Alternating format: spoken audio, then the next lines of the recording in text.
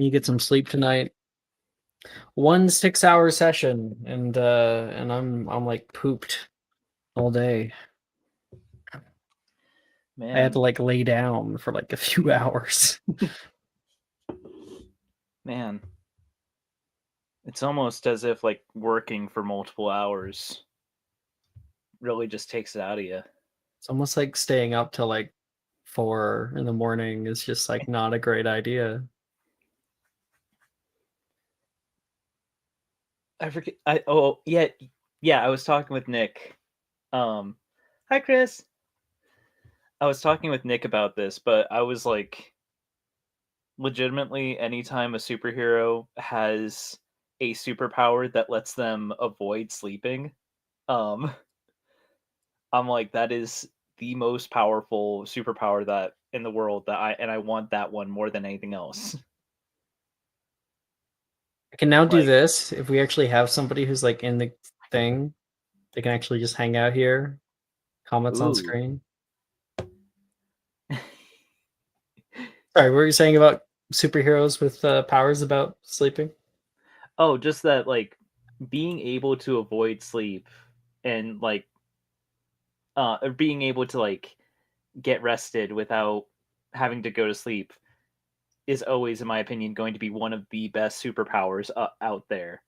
Like Doctor Strange can astral project and continue to study even when his body is resting.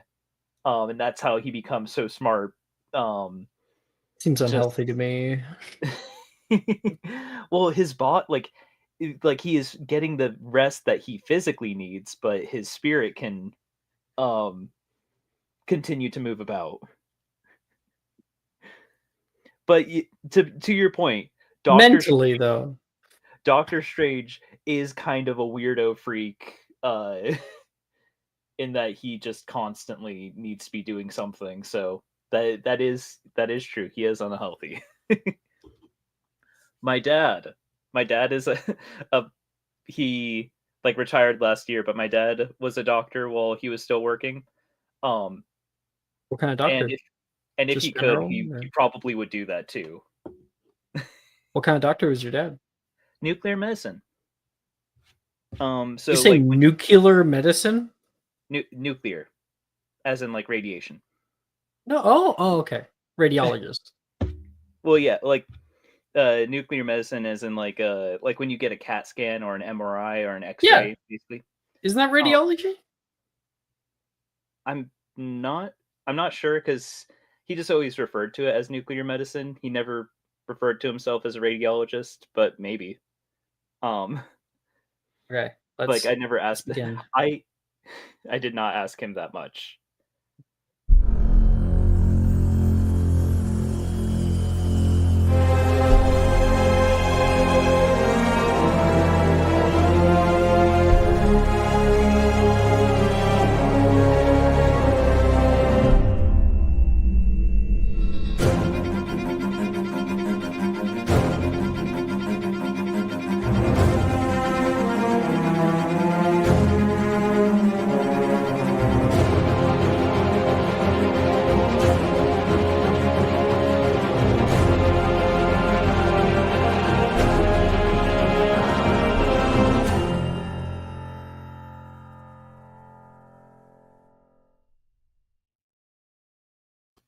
Hello, everybody. Welcome.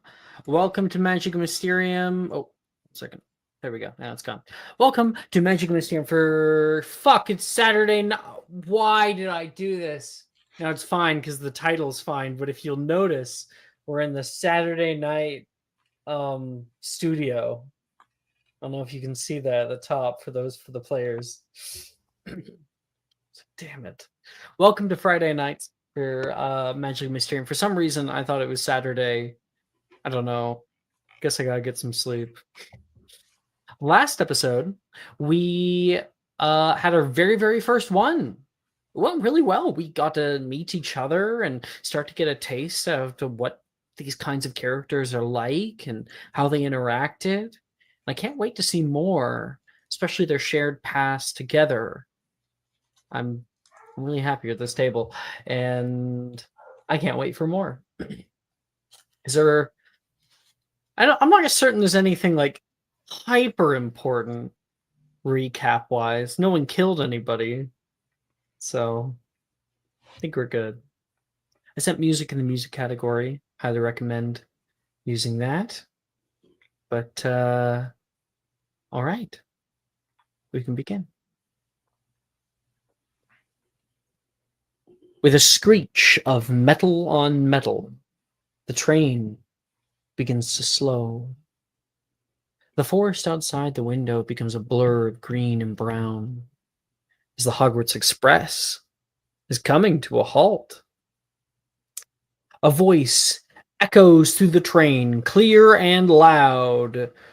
We've arrived at Hogsmeade Station!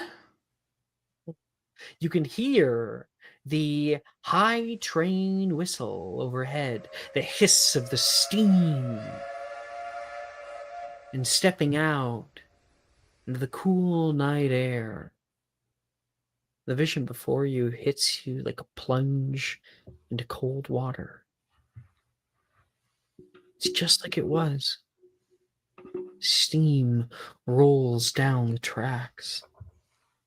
The flickering of lanterns dotting wooden railings. The long train sits still as a stone. Light glints off the polished siding, and like a hollow ghost, you hear distantly the call of someone. First stairs with me!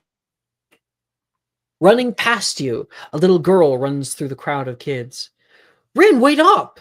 Oh my gosh, you can see the size of this guy! Hello! And you, Miles, stepping onto the last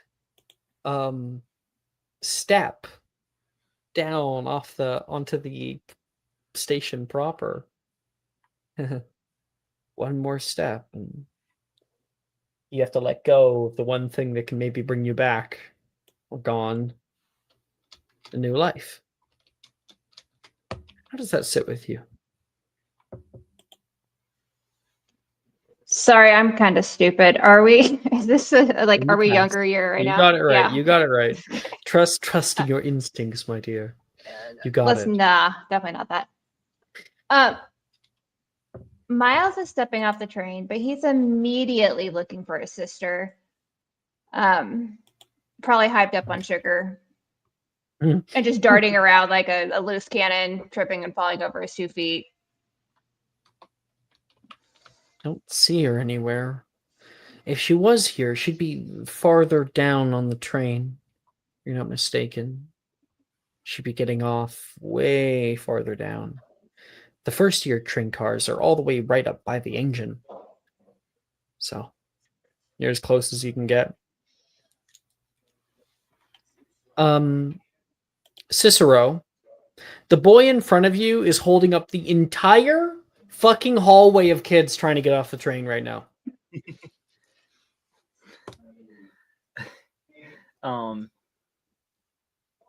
I think Cicero, like, I think Cicero is just kind of like lets out this big like groan, just like, it's like, if you're lost, can you please be lost out of the way? I'm not lost. You're lost. You're fucking lost. I think there's just a few gasps, first year swearing, but it's very Cicero.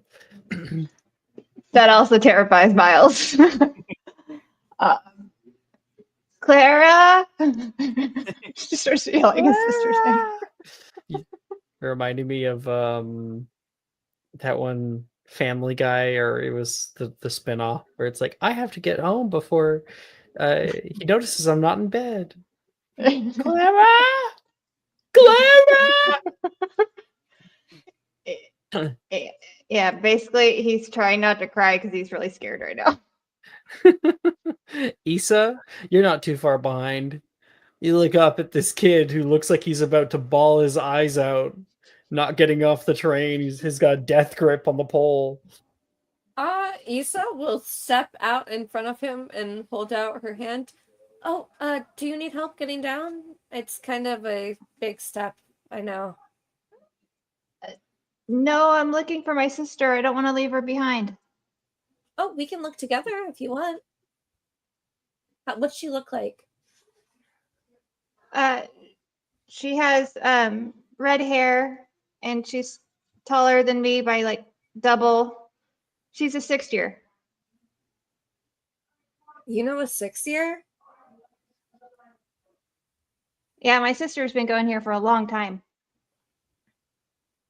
Well, what house is she in? She might be in her robes. Ravenclaw, blue. I'm gonna be a Ravenclaw too. Are you sure? Yeah, my sister's a Ravenclaw, so I have to be a Ravenclaw. I don't know. Families tend to be different most of the time. My dad was a Gryffindor, though, so I kind of have to make the hat force me to be a Gryffindor. You can force the hat. Well, I feel like if you are strong enough and you have strong enough willpower, then anything is possible. And I mean, if you go up to the hat and you're like, hey, I'm going to undo your threading if you don't give me Gryffindor, then what else is it going to do? Got it. Okay. And he's gonna step down. I feel like Cicero says this not like legitimately, like it might sound like Cicero's trying to tease Miles, but it's like Cicero actually believes this. It's like Cicero says, like, my sister's a 6-year as well, and she said that if you try to force the hat to do anything, it eats you. A hat can't eat someone. It doesn't even have a stomach. It goes right on your head. And the big opening's the mouth. Almost got everybody. First stairs! First stairs down here! Hagrid, does the hat eat you? You know Hagrid? I'm sure his sister said something about him. So I'm assuming the tall giant is named Hagrid. He knows the names. Yeah, he looks like a Hagrid, right? Yeah. He's Or a giant, John so or something. So, like, does the hat eat you? Which hat? Which hat are we talking about? So there's hats that eat people? Well, a few. I feel like Cicero, like when Hagrid says a few, Cicero just kind of like goes wide-eyed, like see, like doesn't say see or anything, but just looks at Issa like, see, eating people hats. Miles is Well, petrified. Sorting Hat wouldn't do that, or else we would have been told that. There would have been a story about it happening. Ahead, you guys walk toward Hagrid and end up finding the kids that are starting to gather around here being counted, and Lucia stands nearby. What do we see of her? How is she taking in this first few moments of her time here? She has sort of suffused herself with Rin, and is standing like next to her, almost, I don't want to say shyly, but is looking around as if she is attempting to memorize every single detail. Yeah, they say that the forest out here is forbidden. Students aren't allowed to go inside of it because sometimes they die. Are we going to die? No, of course not. Well, the faculty like that, they could defend us from anything. So the faculty prevent us from dying? Isn't that their job? That's when Well, Rhiannon steps by. No. Sometimes their job is to put you out of your misery. Like a horse with a broken leg. So sometimes their job is to let us die? No, she's I'm not- messing with you. I'm not saying that. I'm saying their job might be to kill you.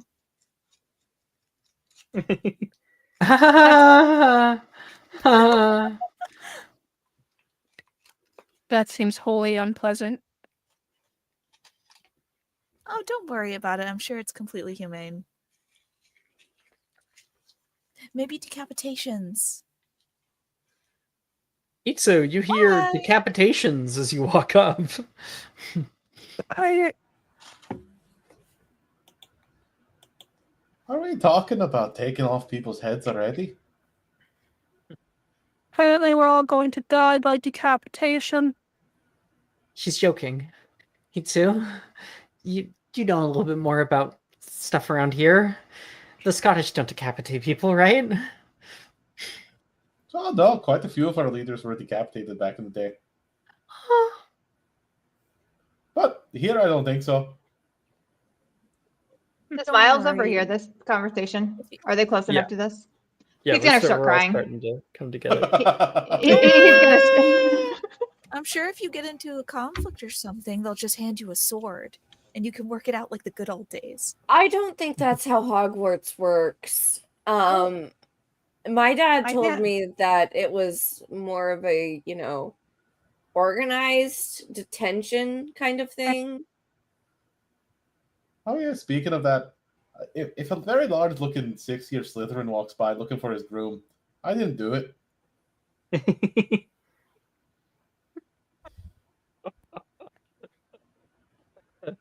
I love that. Well, do you have a broom? I do now. He grins. Do you know how to ride it? Oh, of course. We should ride it. Why are there so many people crying out here? Hagrid finally notices. Apparently, we're all going to die via decapitation. What? No, you'd probably die quicker from the flesh-eating slugs. Professor Hagrid, do we have all the numbers? I checked to double check. We got all of them. Very good. Good evening, students. Flipwick says as he adjusts his dress robes, no more than 3 feet tall next to his nearly 12-foot tall colleague. I'm Professor Hagrid. This here's Professor Flitwick. We'll be leading you down to the docks. And no one will be dying on the way. Just be clear.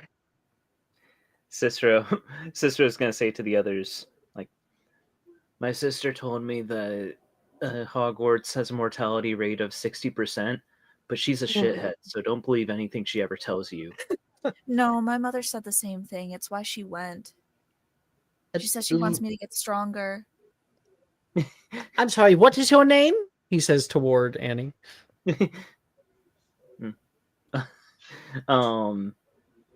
Cicero will say, wait, Cicero will say, it's,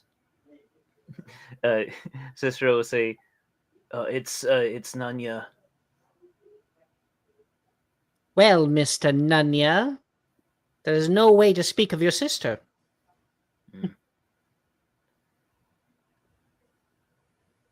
Yeah, whatever. Others. He says, recognizing just sort of your look with your sister. You two make an odd duo. Lugo. Luga. New character, guys. Lugo.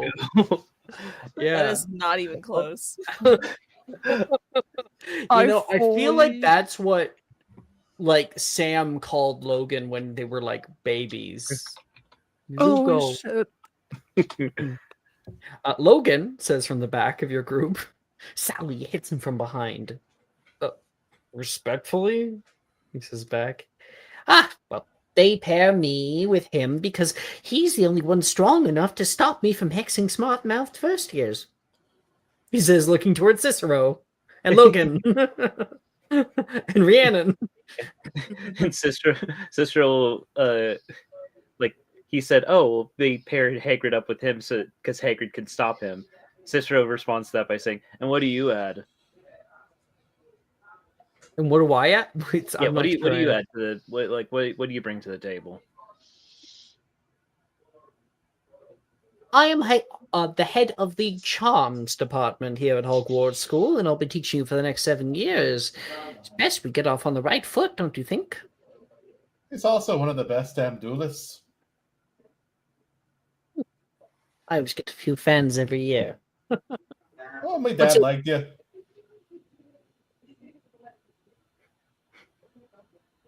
What's your name?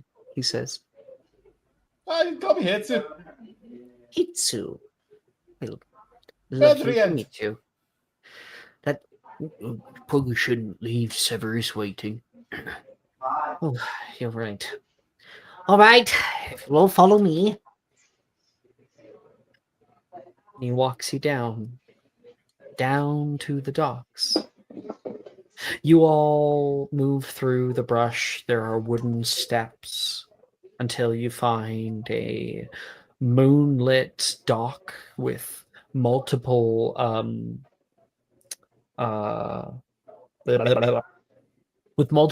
blue painted boats that sit on a calm water, not a ripple in sight. People start to board on. Hagrid gets into his, helps a few students in as well. There's other boats too that people try to get in one by one. Anyone have a hard time getting in? Miles, Really quick, 100%. Issa will Issa. kind of pull Hitsu aside near the boats. Hey, so how big is that broom that you stole? Oh, I think it's a full size. He takes it out of his bag that he had like shoved, and he has like a jacket over it, so it looks like normal. So he's got a tail coming out the back of his Yeah. thing right now. Do you want to make an entrance?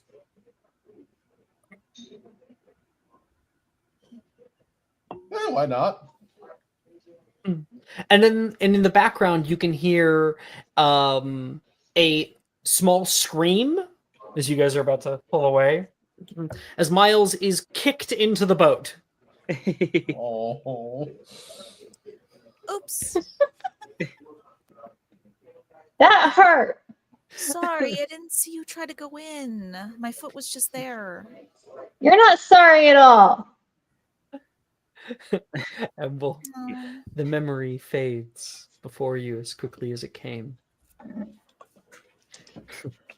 Issa, there, sitting past the crowds, is one that lingers on. You see, sitting on the half wall, an elderly man, 2 times as tall as a regular adult and now 4 times as wide. He sits happily, staring at the cooling train engine. His mind carries him far from where he is now. Mostly white hair cascading down his cask-like shoulders, his beard reaching down toward his warm belly, and a simple flat cap covers his crown. Wrinkles have painted over his face from last you saw him. Professor Hagrid. Professor, you don't look worse for wear. Is that Miss Pendragon I see? He says, and immediately tries to get up. He has a big groan as he does. One and only. Come here, come here. You don't have to stand on my account. She'll goes hold to out a give you a hand big to hug. shake. Oh. If you're holding out a hand, he's going for a hug. Yeah, she'll let Yeah, him he like picks bring you her in. Oh, okay. You still give the best hugs. You still feel light as a feather, he says, and drops you down. Really? I've been trying to put on some muscle. She like rolls up her jacket sleeve, flexes. Let's compare. He'll pull out his arm. And and it's I'm s- mostly round. I'm almost there. Give it another week or two. I go, hey Steve. You hear a big voice nearby. Oh, we're going soon. You still got some time. You're fine. You look over and can see a giant, huge guy. Probably, I think he's like around 30 feet tall, but he's currently on his hands and knees, and he is polishing the side of the train, and he's got a train conductor's outfit on. And Grumpy always likes to come by and help out with the train. He started doing it without asking, and well, they couldn't really say no to him. He's a good worker, though. And I just wanted to come by and see everyone, like old times. What, you aren't going to be rowing us across? Oh, no. Not at all. Not at all, mind you. Probably just hop on my brother's shoulders and head on down. Get there even before you do, maybe. I don't know. I was pretty quick that first year on a broom. Remember me and Oh, you Hitsu bet you shooting off were. out of you? I always tell you, if you stayed around, if the castle didn't close, you'd be one of the aces in our Quidditch team. Pride of Gryffindor. Probably would have. What's your I could position, really swing a beater bat. Peter? Yeah. Finest Peter who ever lived, he yells. You honor me, Hagrid, truly. Oh, it's time for it. Suppose you'll be heading off onto them carriages. I'll be seeing you down there. Suppose I will. We should get a drink together sometime. That's well weird. You're old enough for a drink. I'd be delighted, he says, putting a hand over his heart. I would bet you I could drink even you under the table nowadays. I think he'll laugh heartily at that. She'll give a very playful wink and go to the nearest carriage. You leave the familiar comforts of Hogsmeade Station. Carriages have been provided. Black-winged thestrals are docile and haunting. And a few people are stopping to look at them. You stop by the nearest carriage, step inside, and when you do, you find Hitsu sitting, probably reading a Daily Prophet, waiting for the carriage to go of its own accord. Anything interesting in the news? Just the usual. People losing in Quidditch, a few injuries, the possible new law being put into place. Nothing fun. Really wish there was something fun. As he puts his head in. Hitsu looks not hungover, but he looks like he barely slept. He's got the dark circles under his eye, and he just looks like he's like so done with the day already. Mm-hmm. Isolde does not look hungover. She looks like she simply is not hungover because she has kept drinking. If you keep it in your system, you can't be hungover. She will kind of slump into the seat across from him. What have you been up to lately? I don't think we've talked recently that I can remember.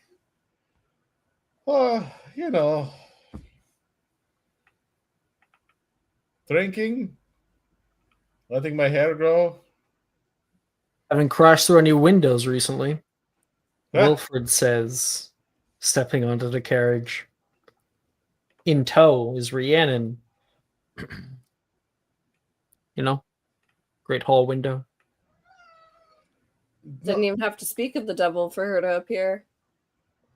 Is that how that works? Devils, plural. Oh, please, you're a demon at best. May I? He says toward the Daily Prophet, if you're done with it. He tosses it over and then also just gives a friendly wave to Rhiannon since Hitsu never had issues with her. Frolin, chill out, buddy. She does a little finger wave. He flips through it. Rhiannon. Rhiannon like puts her like feet up. I like to think that she's actually sitting like across from him. She puts her feet up onto his leg.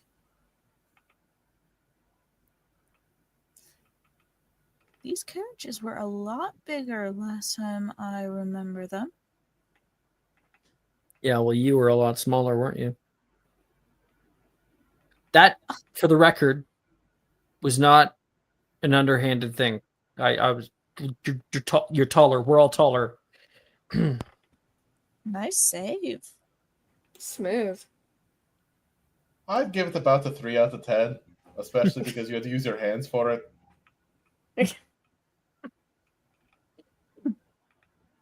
Do better next time.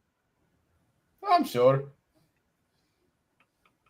So should I start rocking the carriage back and forth and making people think? Think about what? No. This thing's a rockin', don't come knocking. Wilfred's laughing. If you must. Well, Oh, it'll that just was be fun. like our first year. You talking about the boat? Of course I'm talking about the boat. It was the funniest thing that happened in first year. One of my great hits. You guys remember that?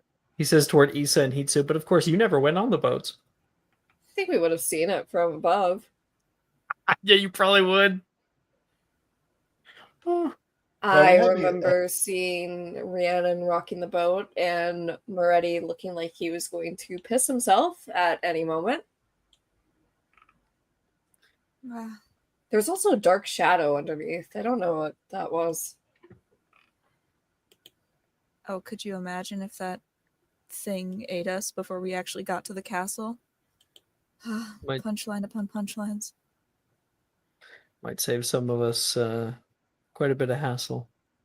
Oi, Moriarty! He yells out the door. Got space over here. I sent you a in my private chat what I kind of had planned. Oh, okay. Not sure I read it. Maybe I forgot. 1 second. I tend not to tag you in things, so that's my bad.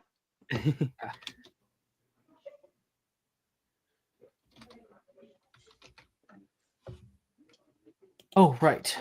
Okay. Just fine by me. Cool. Then he'll yell out, Lucia! You looking for a carriage?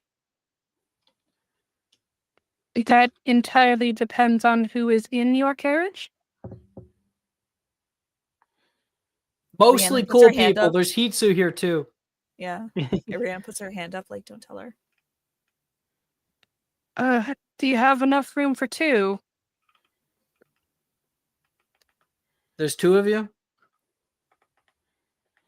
We are a bit of a package deal, yes. And stepping up from the stairs is currently Katone. Where are we going, dear? Well, if they have enough room, we could probably go in that carriage. Seemed nice enough. The boy yelling at you from this far. He should come by here and actually present himself to you properly. Oh, I'm not going to tell the commissioner's son what to do. Oh, certainly. She'll walk with you. Walking over, she's just like, did you have enough room for two? Yeah, if we're all cool with being cozy. Wonderful. She will take Katone's bags and put them on the back herself.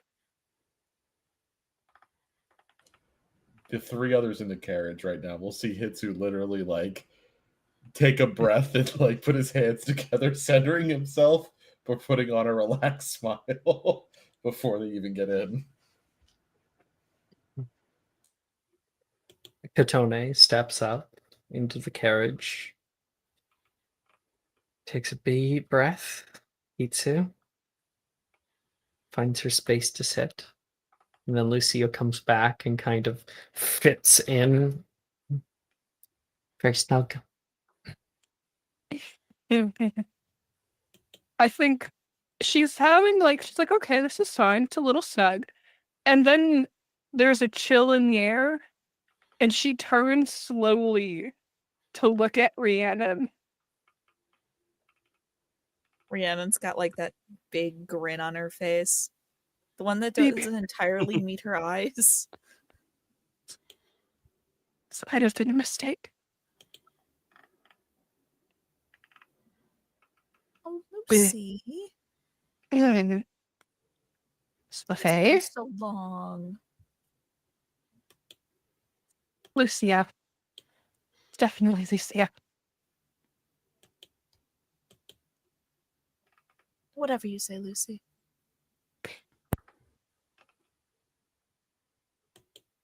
She leans to Katone. They are in the company of the devil. I'm beginning to get that. Be careful. This scene flutters away as the carriage begins to move through the dark and gloom of the forest. But elsewhere, some other people are getting ready to have a difficult night. I've taken what you've said, Cecily, and I'm editing it. Ooh. Gwen, I don't like that either. you remember Cicero, all that anger pulled up together. You remember being on the boats and how you were white knuckling it the whole way through. You remember when Rhiannon began to rock from side to side with the boat, the whole thing starting to move. You remember Miles having a small panic attack. And then when they got Rhiannon to stop, Wilfred started to do it a bit on the other side. There were some good memories back then. Among the bad. Mixed bag. Excuse me, miss. Excuse me? You wake up. Oh? I was just doing an inspection. Are you on a round trip or one way? No, of course, just the one way. I mean, Did- we're not there yet, did- are we? We've been here for the last 25 minutes. We're heading off in like 3. Now grab your stuff. Unless you want to hitch a ride all the way back to London. Oh no! Oh no! You go to get up, but Miles is asleep on your lap. Oh, The as guy a, leaves. well, the question being like, Miles being asleep as Miles, or I guess that one is more. I guess I kind of assume that you said that you changed back. Or did you not change back? No, I'm in owl form. I would not. okay. So Gwen being in a complete panic to get all of her bags because she did not packed. She packed everything basically. So she has several bags. She looks at Miles, and Miles is Little owl Animagus. in your lap. Yeah. And Miles is Animagus form, and she kind of gently picks him up and says, "You're gonna have to forgive me later. but right now we just gotta go. And she, one of the things that she does is her cat carrier, Neasel, her Neasel carrier. Um, to be fair to Miles, it is the nicest bag that she has out of all of them because it's the one bag that she spent the most money on. Like, slight capacious extremis and everything, so that her Neasel has lots of room on the inside to play around. Um, and she just like opens it up and throws Mile in. Whoa! Miles, your wings flap out. You lose a few feathers as you're thrown into a bag and zipped up. We're going. Um, oh, what's the do? It locomotor, right? Is the one where It hovers and follows you. okay. Yeah, she like takes one of her bigger bags and locomotors it. I just think that you like flick your wand and like a bunch of your bags start to float. Okay. I float up and follow behind you. Okay, cool. I wasn't sure if I could just do that. So yeah, so that's what Gwen will do. She flicks her wand um and just starts booking it out. Um I think before she even sees if any of the carriages are still there or not, she's like running out of the train like, "Wait, I'm still here. I'm still here." And you get there just as the last carriage, Rhiannon's carriage, is rolling away from you. It's gone. Ah. Okay, perfect. You look behind you at your large amount of bags because of everything, all your luggage with your supplies and whatnot is here. Ah, shit. Oh, okay. This is fine. This this is totally fine. I mean, uh, I'm in heels, uh, but I could. I've walked more than that in uh on a typical Tuesday. Okay. Is this where Miles. the carriages are supposed to be? You hear a voice in the dark as someone's walking down the road toward you from Hogsmeade. You've got a backpack on. Uh, it's where they were. Unfortunately, looks like you're on the same train or it looks like you're on the same boat as me. Um, but we just missed them. Ugh, knew I shouldn't have had that last butterbeer. Hi, Five. Nice to meet you. And I'll show you his art. Five. What a gosh You dang see cutie. a boy with curls galore. He's got two big ram's horns curled around his floppy droopy ears, and he's got goat-like legs with a little white-tailed deer sort of tail.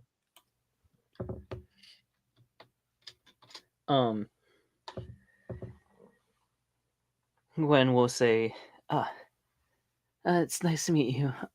I'm Gwen, and I'm normally more on top of things than this, but yeah, I guess I overslept. Kind of Eh, had a stressful sleep. I've been there before. I'll tell you, it's not too far. Just half a dozen kilometers or so. Better get walking now. Gwen, I feel like Gwen is just like in her head, like half a dozen kilometers, perfect. She doesn't like she knows measurements in her clothes and everything. She doesn't know measurements and practical stuff like how far that is. It's not like I know miles either. I just don't know what that is. I know it's a lot. Yeah. Yeah. Like Gwen just hears like, yeah, have a few dozen yards or something. And she's like, yeah, perfect. That's I mean, no issue at all. No reason to panic. You want to come with? It's better going on a hike with a friend. Someone to talk to. Yeah, definitely. Again, it's really appreciated. Is that all of yours? What are you Um, taking with you, entire circus? um, Gwen, Gwen will say, uh, well, you know the saying, it's better to have what you need and it's better to have it and not need it than need it and not have it. So I just packed everything. I live by that. Just a little more choosy as to what I bring. He says he's only got a backpack on. Well, it's a nice backpack. It's very rustic. Where are you from? Oh, I'm from uh I'm from the UK.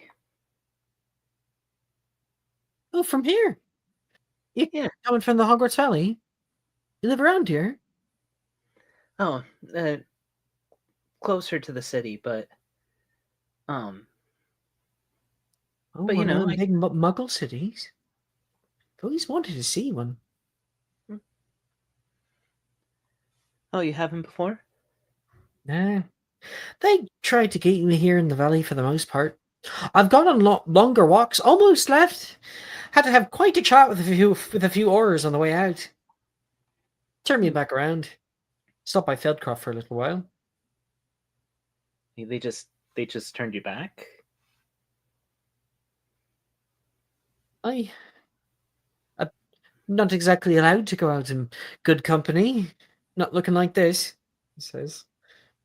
And flicks his horns. The two of you walk together through the gloom, through the dark, the forest. You're on a higher hillside, and it is a downward walk. At least it's decline.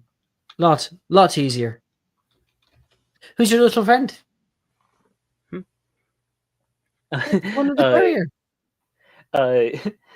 Like I feel like Gwen grabs the carrier and she's like, "Oh, this?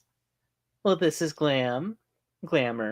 And like she unzips it and reaches in and grabs Glamour like, "Hi, Miles." He's talking You about want Miles. she pulls out her Neasel, like, "Oh, my baby."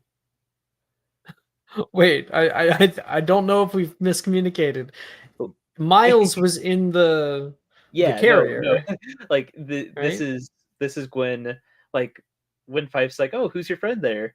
Um, like Gwen was like, "Oh, yeah, of course, my cat." Pulled them out. Um, You got a hungry weasel. You know, there's packs of them out in the forest. I've never thought about just scooping one up. You oh, must be really quick. well, this one kind of wandered into town. I think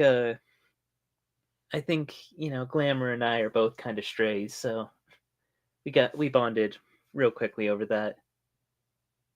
He smiles at that. What about the owl? um Gwen kind of like looks into the bag and says into the bag, uh the the owl um is a pain in my butt that made me miss the carriages.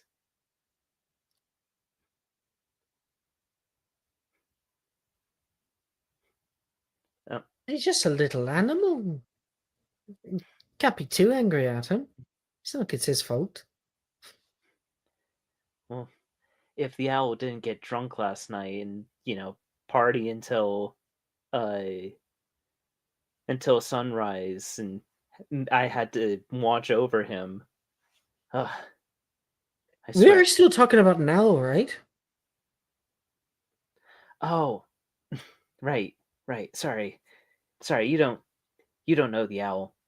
Um and she'll lean back into the cat carrier again and say, Miles, Miles, wake up.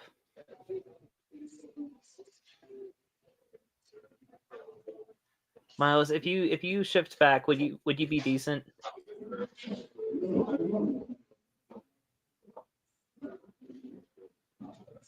Cecily. I feel like he might flap a wing. I mean, owls can't talk, so like he's not No, responding but to you her right can away. turn back into a human. Yeah, after I leave the carrier. So it's like You I'm can trying always to get talk out of the about carrier. your, we can go kind of more Disney with it. We can see the body language, right? Oh yeah, that's crazy. The owl looks really freaking annoyed for being awake. And we'll perch instead of transforming back. We'll perch on the new boy. That's that he sees. So we'll perch on Fife, and then glare at Gwen for waking him up.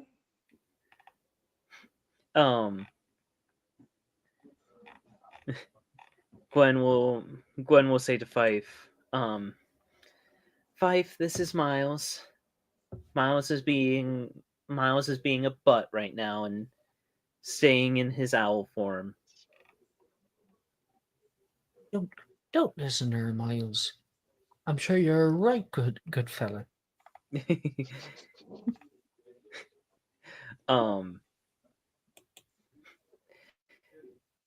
Which I wouldn't give the fly. Miles will then transform back into his human form. He'll just jump off and transform.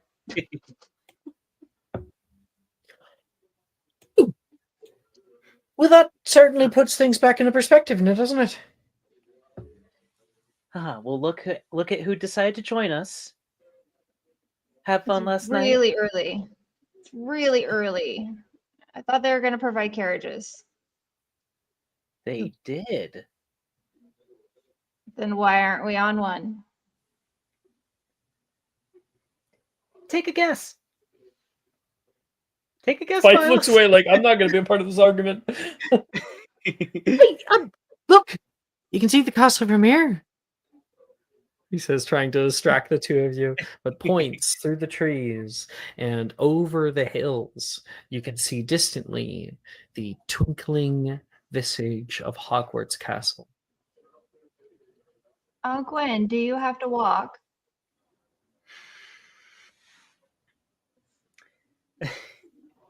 I think Gwen takes like a deep breath and is going to like look at Fife instead and be like, wow, I mean, I don't think I would have gotten this view on the carriages. Well, thank you, Fife. Helping us out here is really appreciated. Oh, you're lucky you found me. I've been walking from all over. I know these roads like the back of my hand.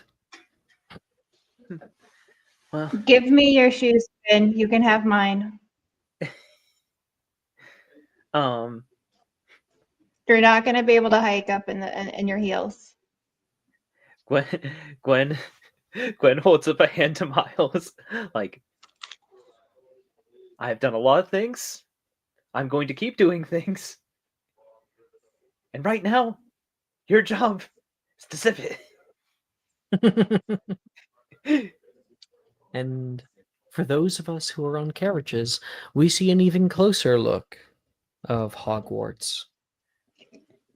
The carriages pass long droves of trees. There's a gentle reverence and wind that flutters through the leaves, leaving small wind wisps that dance them in the glow of the oil street lamps. The carriages begin to slow ahead. You can see a great wrought iron gate melt away from your path. Stone gargoyles watch as you round the bend, and when you see it, the sight that greets you is like a mirage, brought back from beyond the boundary of your past, yet is real and alive as any of you. Hogwarts Castle, Echoing within you is the resemblance of when you first gazed upon its shoreline. Set upon a high black cliff of dark stone, majestic and imposing, its towers and spires rise to the sky and are bathed in soft moonlight, their outlines slicing silently against it. The castle's reflection in the lake is a shimmering ghost, torchlit windows and doors that mimic the very starry night above. For a moment, you imagine every life, every light, staring down upon you, hoping that you move on where they never could. As you draw closer, you make out the details of the castle, the arched windows. You remember their glass littering every hall, the ivy creeping up the walls, not flame and soot. The stone battlements, unguarded and unbroken. The sight of Hogwarts as it should be, and yet it harrows you to the soul all the same. It's part of you that knows it shouldn't be here. Yet it has remained standing when so many others have failed. The carriage rolls in northern grounds, and you step out into the courtyard.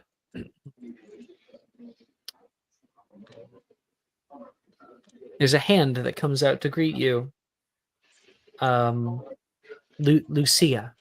It helps you down. Welcome to Hogwarts School. Lucia, so happy that you made it. Professor, it's lovely to see you again. Professor, Katone says. A friend.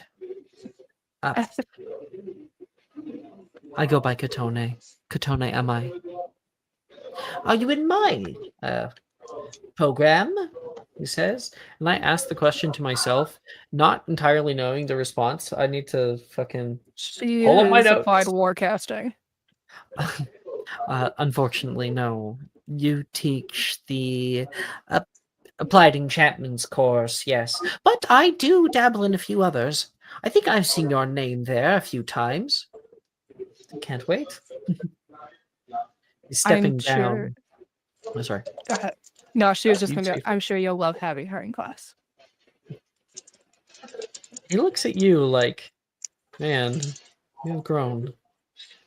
Well, as people start to come down, the faculty will be awaiting you. Each one is holding a lantern that dots your path to your future. And for most of you here, so it seems your past. Miss Rhiannon LeFay and Wilfred Gideon. Why am I not surprised? Professor Flitwick. Hi. Good to see you again. We couldn't leave your year being boring, now could we? Yes. Don't worry, Professor. We have significantly mellowed out. We're much more elaborate with our schemes now. There's part of me that very much doubts that. Mr. Bedriant! Hitsu! Good to see you, my boy! How's it going, Professor? Come on down, let me get a look at you. Still Jumps rocking the down. long hair. I've always thought about growing mine out. I think it would look good on you, especially like a warrior tail.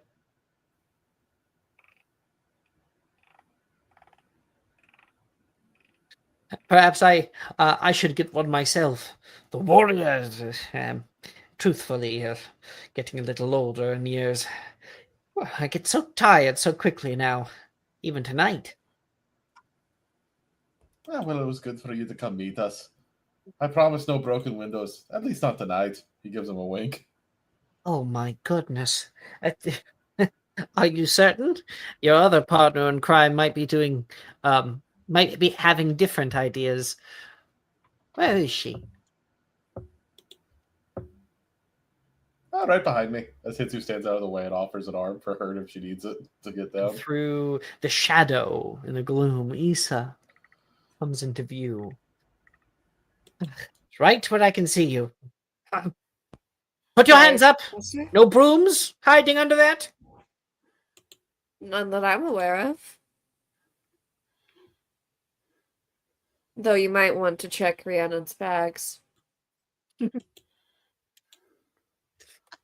Oh, please. I would never have a broom. Right, you keep that for guns. Oh, what? Sorry? Nothing, Professor. None of your concern. Just an old friend's joke. And and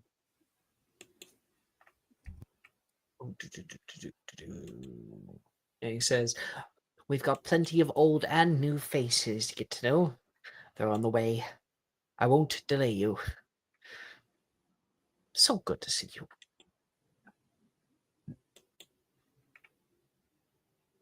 A lot less broken glass. As Hither's walking by, the broom's in my bag.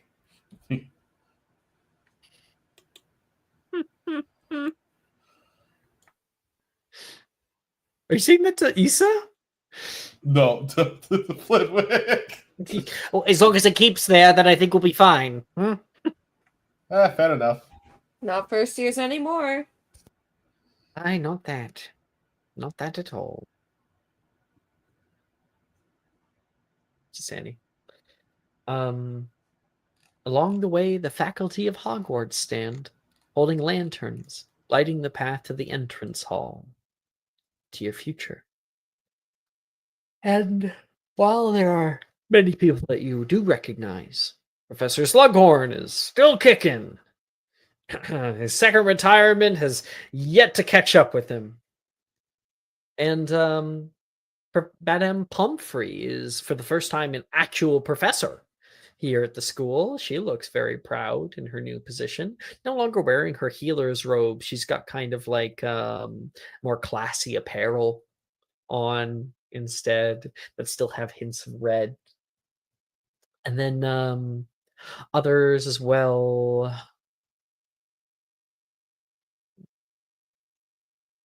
Is Septima yeah, I think Vector's still working here. There's a bunch of people. And a few others.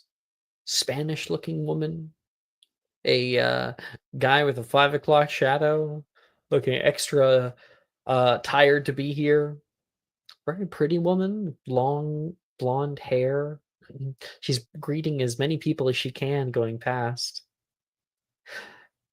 A handsome man with a bit of leaves and flowers coming out of one pocket, Professor Longbottom. And you can see up ahead, Sadie says hi to her dad. Comes and gives her a big hug. There's Annie. And some of the Ilvermorny students, like Lee and Veronica, are saying hi, and Mingji are saying hi to Professor Witt, one with big hair and even bigger glasses. You all have the opportunity to catch up with a faculty member if you wish to on the way, or we can just jump right over toward the sorting ceremony. Your call. Okay, sorry, my Wi-Fi was like crap there for a second when I joined in, and now it's back to being good. What was that you said? You guys can. For everybody else, you're still on the road. For everybody else, they have the opportunity, should they desire, to catch up with a faculty member on the way to the Great Hall, or we fast track toward the sorting ceremony. Gotcha.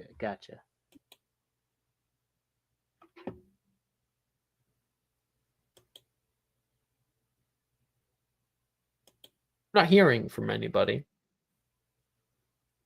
All right. I have no preference personally. I am neutral as usual for me, so I'm happy to go along with the crowd. Yeah, Hey. It's okay.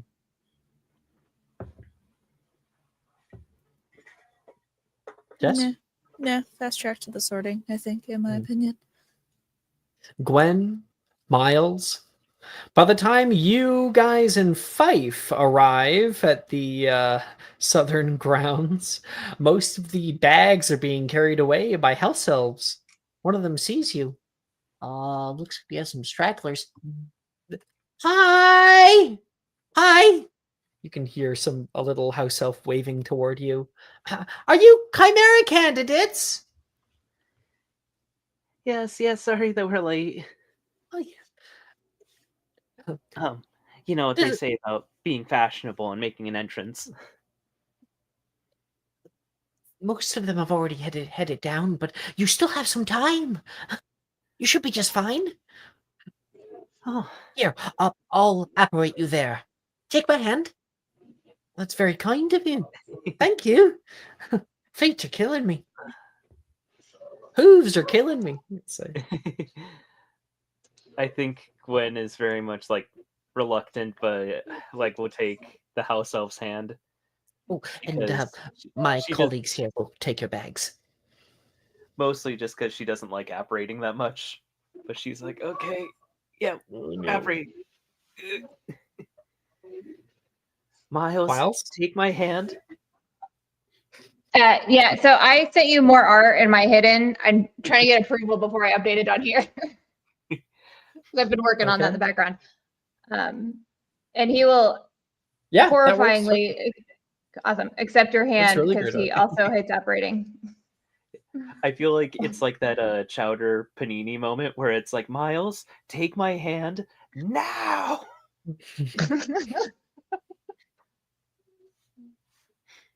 And with a loud pop, you guys are spaghettified through the space. Your pilgrimage ends at the entrance hall. Two stone braziers adorn the side of a great brass door with artistic carvings. You stand there. Well, just a second, Gwen. You stand there like taking a breath before you fully enter. And next to you, Hitsu, pop, pop, Miles, Gwen, and Fife appear out of nowhere. What the bloody hell? As he like jumps to the side and like grabs onto the edge of his broom, about to whack them. Sorry, I should have separated you off to the side. My bad. Please don't hit me. I'm gonna hurl. Just please don't hurl on me, please. And how did you do that here? I'm so confused. Oh, it was our little house elf friend who... And they disappear. Ah! I feel like when like stands up straighter for a second, takes a deep breath, and then just shakes it off like as if nothing happened. Like, Hitsu! Oh, it's so good that we caught up with you. Yes.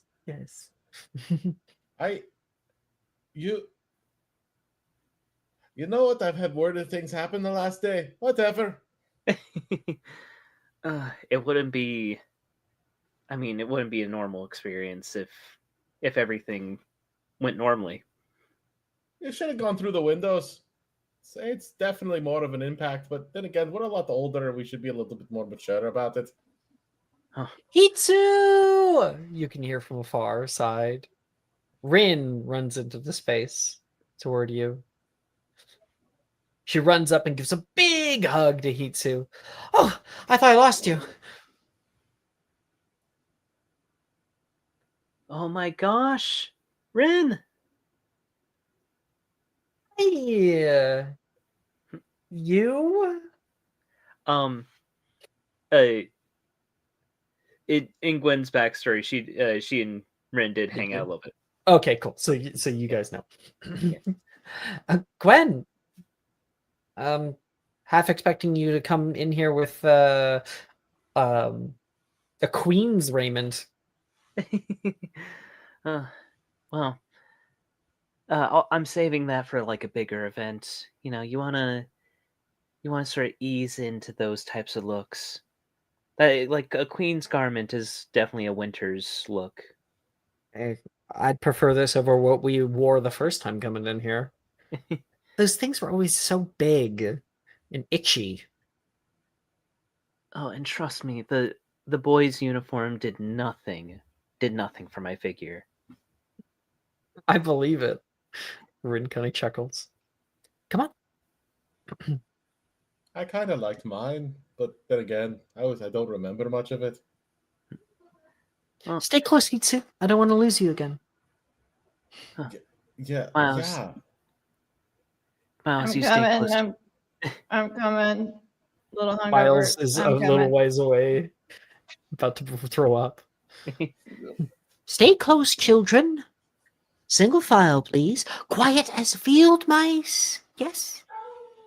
You all follow Professor Flitwick now, moving into the next room, your oversized robes switching just past your adolescent feet. So many older kids surround you. There's something off, something you can't quite place. Nobody looks at you for long. None of these older years say anything as they await you. Maybe they know something you don't. A wave of fear burrows into your chest. Gemma nearby looks afraid. Hey, Jen, you hear a boy in the audience say, it's going to be all right. You're not going to be like me, okay? There's a whack that comes down at the back of Gemma's brother's neck. Silence! Shrewd voice sneers nearby. Good evening. The low, sallow voice cuts through the crowd and presses a proverbial knife to your chest. Standing at the head of the procession stands a dark figure with unwavering and uncaring eyes. Every faculty member stands at attention behind him. He scans the crowd as he speaks. Headmaster Severus Snape. Every one of you stands now before the altar of all knowledge and power.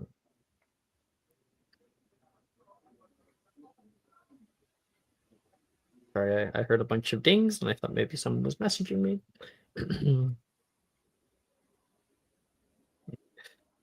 Each of you are destined now for a greater purpose.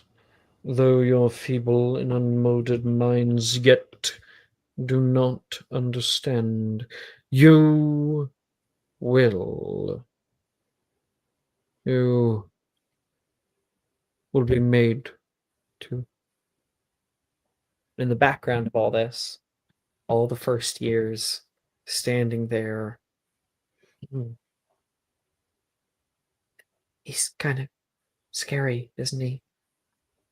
Rin says toward Lucia. Yes. Is it alright if I hold your hand?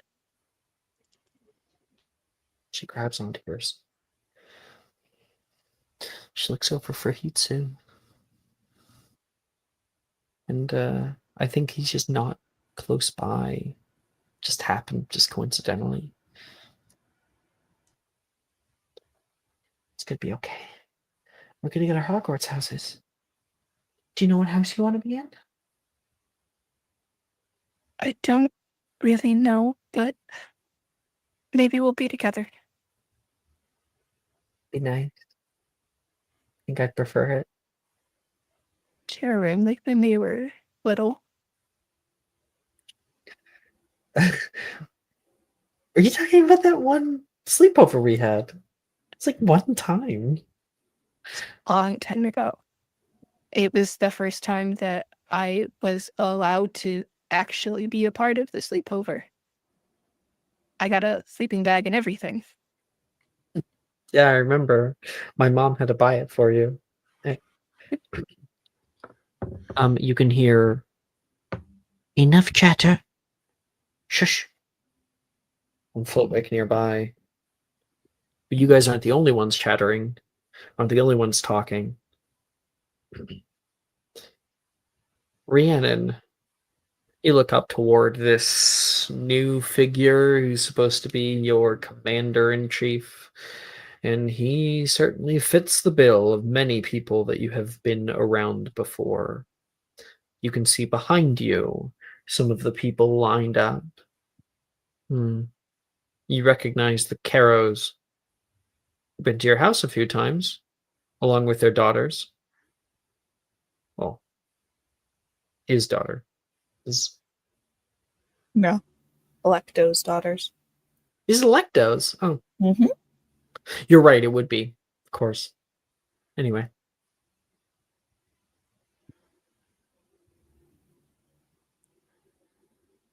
Rhiannon just kind of side eyes, and then I guess whoever's next to her probably would hear her do like kiss her teeth. Like,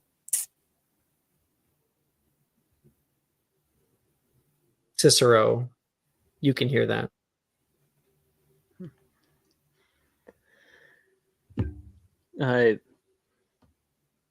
Sorry, the Rhiannon kissing the teeth part?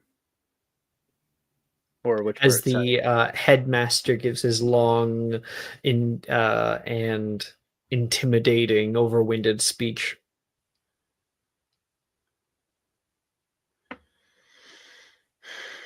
I think Cicero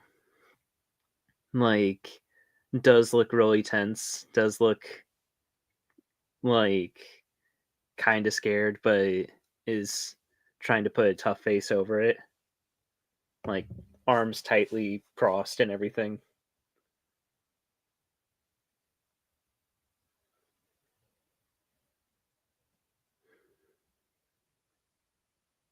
All right. Hitsu.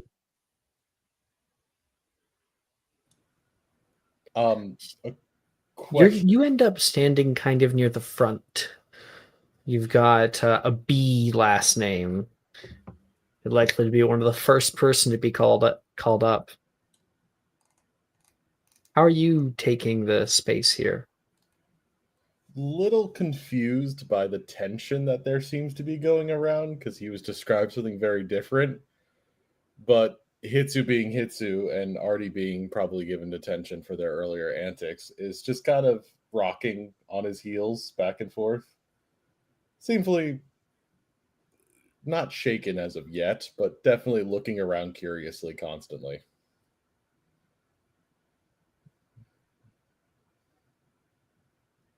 You also can hear the Rhiannon and her reaction to what's going on in front of you. Looks like someone isn't very appreciative of the status quo. Oh, wait, no, Hitsu, you're not here. Yeah, that's what I was thinking. We're You're crashing not through the fucking window. here. You're Okay. not here. Retcon that. Okay, cool. I was trying to go through my head where my headspace was. Okay, cool. Damn it. That was my bad. Oh, you're good. You hear the voices continuing.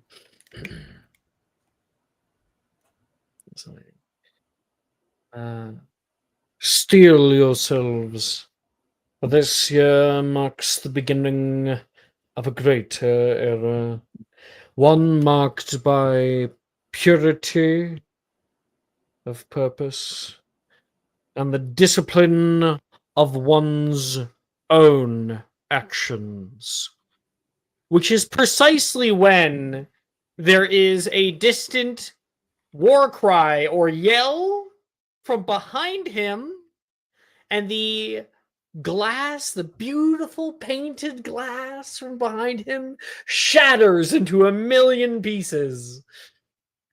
Hitsu, Issa, what would we see if we did a slow motion of you guys going through the glass?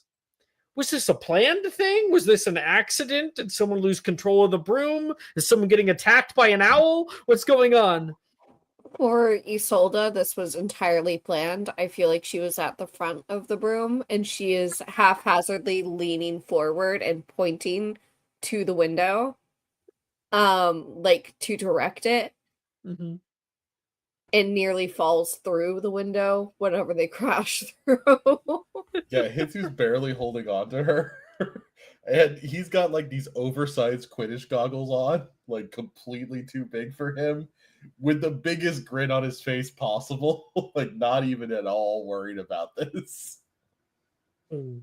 And the headmaster, like, with what happens, flinches down. We see that in a slow motion. A few people leap to the side. Alecto goes for his wand, and all hell breaks loose. I have new music to send.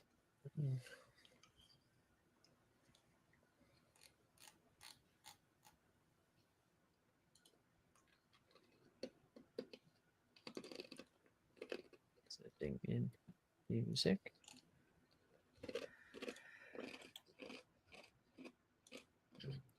All around you, new initiates marvel at the high enchanted ceiling.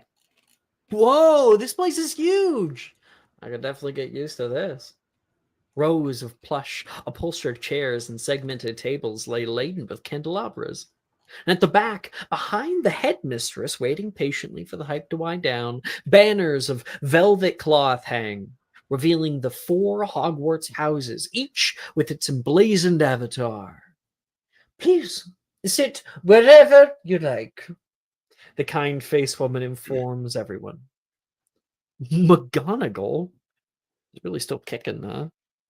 Wilfred chuckles toward Rhiannon as he settles into a comfortable chair. I wonder if you get close enough, you'll hear her rattle as she walks. Stop it. Stop. The air of this place is so much calmer than last you left it, which isn't saying much since half the roof had caved in by the end of the battle back in the day. They seem to have done more than an adequate job at restoring the old building. You can even see artistic changes taken in its design. There's more light, more life. You can't tell if it's owing to the change in management or simply just good design choices. Hagrid enters from the back, and as silently as he can, waddles to join the throng of professors behind the headmistress. Issa, it looks like he did not get here before you guys, after all.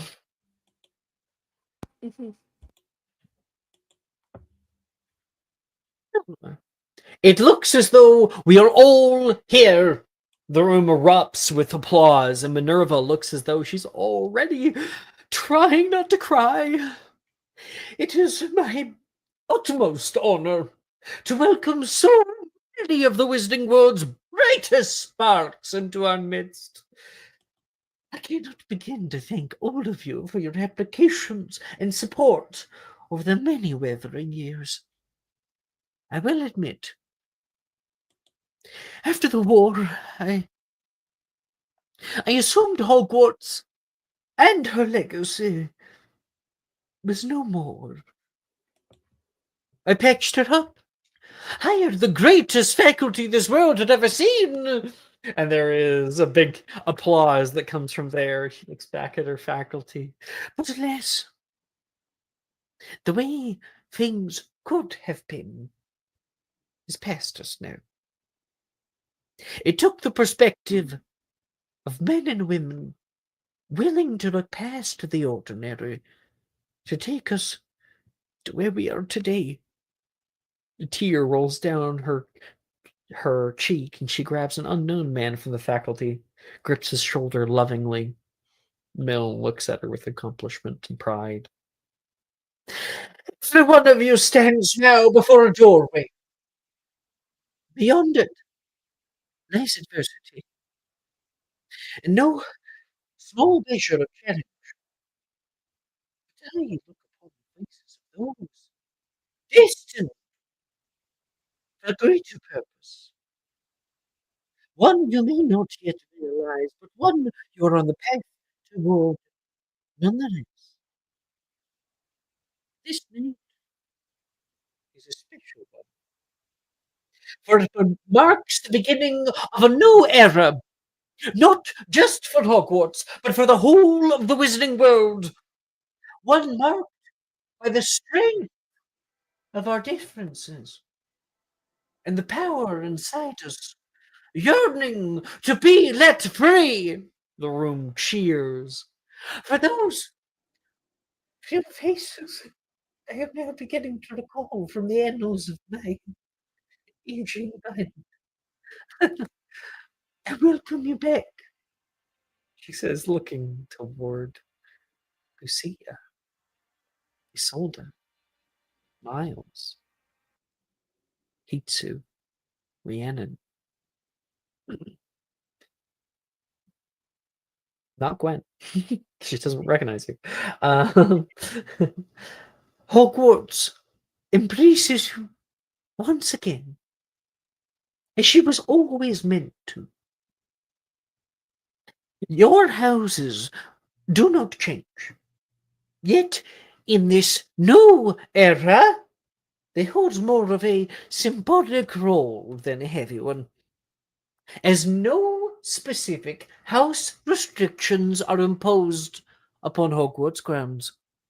Nor is there any one table dedicated to any one house. Common rooms still bear their signs and tokens for entry, yet there is no restriction on attendance or curfew. Some murmuring from the old students. You are your own agents now. Uniforms are also far more forgiving, and individuals are still encouraged to show house pride in their daily fashion. Dormitories have been pre-assigned, two to a room instead of the usual sardine can packing you may be used to from your first year here. There's some people who murmur and chuckle at that. And if you wish, we have at the front house pins, which, when worn, will recolorize your attire to match your house pride. Now, we have many new initiates to sift through, and I would not force you to wait all night to eat. So, she claps, and Minerva, at her behest, the room fills with the aroma of succulent feasts. For those who need to be sorted, you may come up to the front and present yourselves. For all others, enjoy the feast. And appearing all around now, there are platters of appetizers that seem to appear and stretch on forever. There are bowls of thick, creamy soup. There are plates of fresh salads, trays of assorted cheeses, and baskets of freshly baked bread, crusts golden and cracking. The main courses are a testament to the culinary prowess of the Hogwarts kitchen.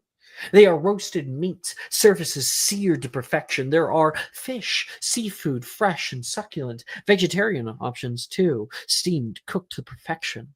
Their flavors enhanced with herbs and spices, and the sides are just as impressive. There are bowls of mashed potatoes, surfaces smooth and creamy, dishes of roasted vegetables, servings of rice and pasta, and more. And of course, there are the desserts, cakes of all shapes and sizes, icings and fillings, a riot of flavors, pies with flaky crusts and sweet, juicy fillings, puddings and custards, bowls of fresh fruits and cupcakes, everything one could want. Dig in? And everyone does so. And as we do that, we're going to take a early break.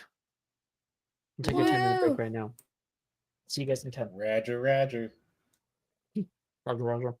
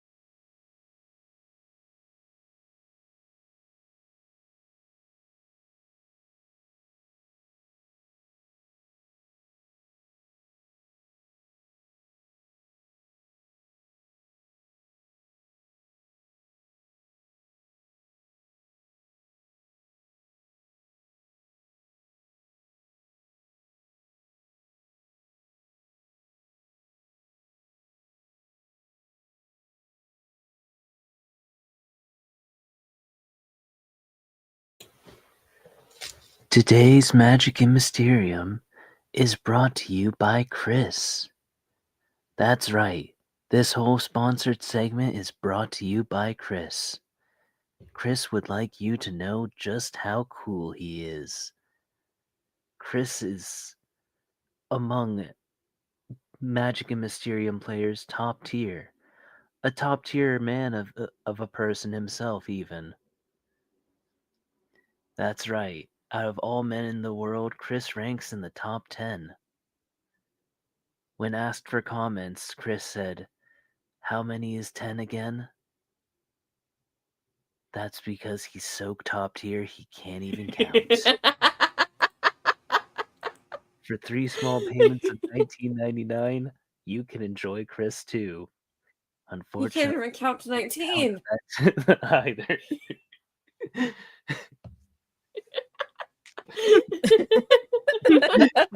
For 3 small payments of $19.99, Brooke will come to your house and burn it to the ground. I will beat your ass. For 3 small payments of $19.99, which Brooke will collect upon arrival, she will beat your ass. Excellent sponsor read give inspo. And Chris will be in the back, looking out over her shoulder because he asked for more pickles. Oh, we don't have inspo tracking set up. We don't. Because you hate everyone here and you didn't want to reward anyone inspo. You told me this privately, of course. Yeah, I think I was there too. Yeah, the private Brooke was there. conversation that happened in Because I front was of us, in Ray. Alex was It was like, just quality time. "No, I think in this game I'm gonna just be a tyrant." Yeah, no, he specifically told me, and like everyone was in backstage, so like you all heard it, but he pretended like you didn't. Like, I'm not gonna bother setting up inspo tracking because no one deserves inspo at all in this game. Yeah, I remember that. Yeah, it was And then kinda he fucked up stepped of on him. my diorama that I made for him. I really Yeah, didn't you stepped appreciate on that. Annie's diorama. You actually angled the camera down so it showed you stepping on Annie's. Everybody click on the stars. Click on your star. And if I don't? I'll You don't come to get your inspo. house and murder you. Come on. Okay. Well, that's a bit extreme. He'll make Bunny watch. Bunny would love to watch that, actually. She would not if it was a man doing it. No, not if it was a man. If it was a woman, she'd be fine. Zolo! She'd be like, "This is just like my Game of Thrones." There we The go. Discord. I was finding the Discord. I was trying to I find a made good her emo. watch Memoirs of a finding- Geisha, not Game of Thrones. That's like I don't want to say that's arguably worse because it definitely isn't, but it's not great. I'm gonna make her watch House of the Dragon next time we're home alone. I don't think that she needs to observe that. She does. It's important for her heritage as a white furred dog. Chris, I just looked down at the messages because they're on screen. Behind me, kitten.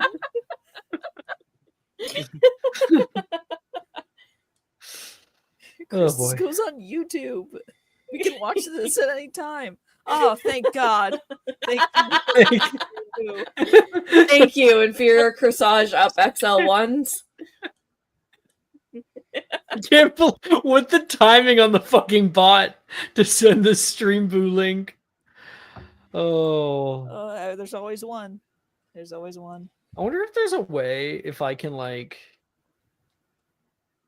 filter like certain messages so if someone says this thing specifically. You can. You can Yeah, say I like, don't know if how. you type in like stream boo or something, you can Any filter out message these with comments. stream boo. Yeah. You can blacklist term. Let's take a minute. Let's take a quick minute. It'd be really nice. Twitch. I got people here who can help me. So I'm on Twitch, and then I'll go to the creator dashboard here. Holy crap. Okay. How do is it moderation, I'm guessing? Yes, probably. Moderation settings. Okay. Man uses now I Twitch need This for is help. like first talking to time. my fucking grandpa, and he's dead. I think if you ever says slur like, I don't know. Like, present the PowerPoint? somebody show all advanced settings. Is that going to show Oh me my it? god, yeah. I'm going to fucking kill myself. We don't. Well, you guys gotta help me, don't I'm you? pulling up We my. can't Hold fucking on. help you. We can't see what you see. You can't see what you're doing. I'm loading. Permitted terms and phrases. How do I get my recipe from the Google? Stream ad. Oh, okay. So I can always Alexa, active Google for how your to channel. blacklist terms on Twitch. Google, how do I blacklist on Twitch?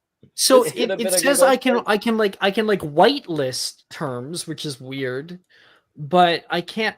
I'm not seeing the blacklist terms.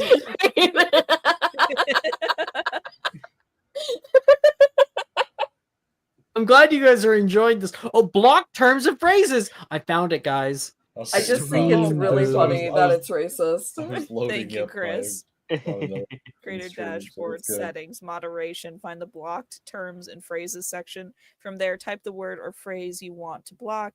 Set Stream it view to public. public or private and click add. There we go. I did it. No more, but we have the stupid fucking bots talking about Stream Boo. Most important part, go fuck yourself. Oh yeah. Oh, welcome back, everybody. Okay.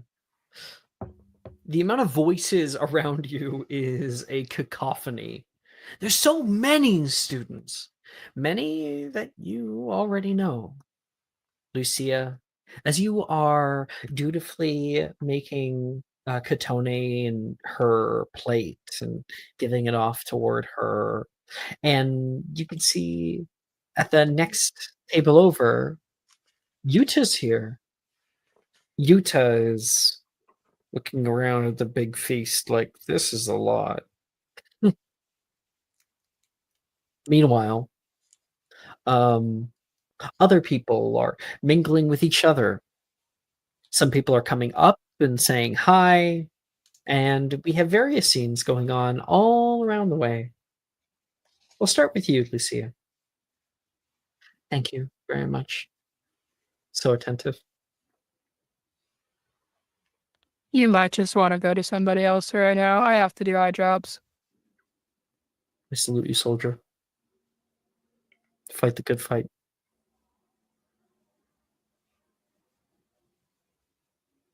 And Jess is at the bathroom. Okay. Miles. Yeah. You can do one of two things. Either A, we can manifest a scene together and create one and craft it as we go, or you can roll me 1d32. For the strange, let's roll. What? I live for the strange and the random, so we're gonna roll.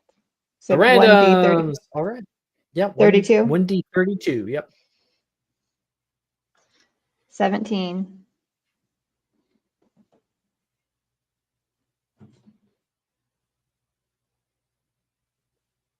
Okay. What house were you in prior? Hufflepuff. Okay. When you sit down at your table and start to divvy up some of your food, you can overhear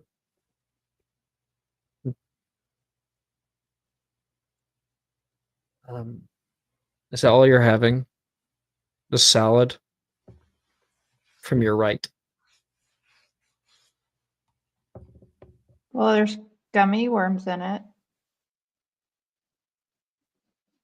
It's fucking disgusting. Taylor wanna try- is sitting Yeah. beside you. You want to try it? Did you not hear what I just said? Don't Taylor, knock it let's till be you try nice. it. Let's be nice to other students on our first day. Miles, hey. Gemma comes and sits down next to you. Hey, Gemma, how are you? Getting by mostly. It's can I say it's kind of weird, right? Being back. I keep getting like these weird feelings. Is it grief? Yeah. Is it regret? Are you imagining killing somebody with your bare hands? No. Yeah, me neither. Taylor, how are you after the war? After the war, I'm fine. I just went back home, pretty far from it all. It was you guys that got the worst of it. All those years trying to catch Death Eaters. Yikes. Yeah, I don't know nothing about that. Taylor's been homesteading, and she's been sending me regular owls once quarterly. You can't expect me to do any more. You're lucky you got even that. Did you ever get my owl? Singular? I sent at least one.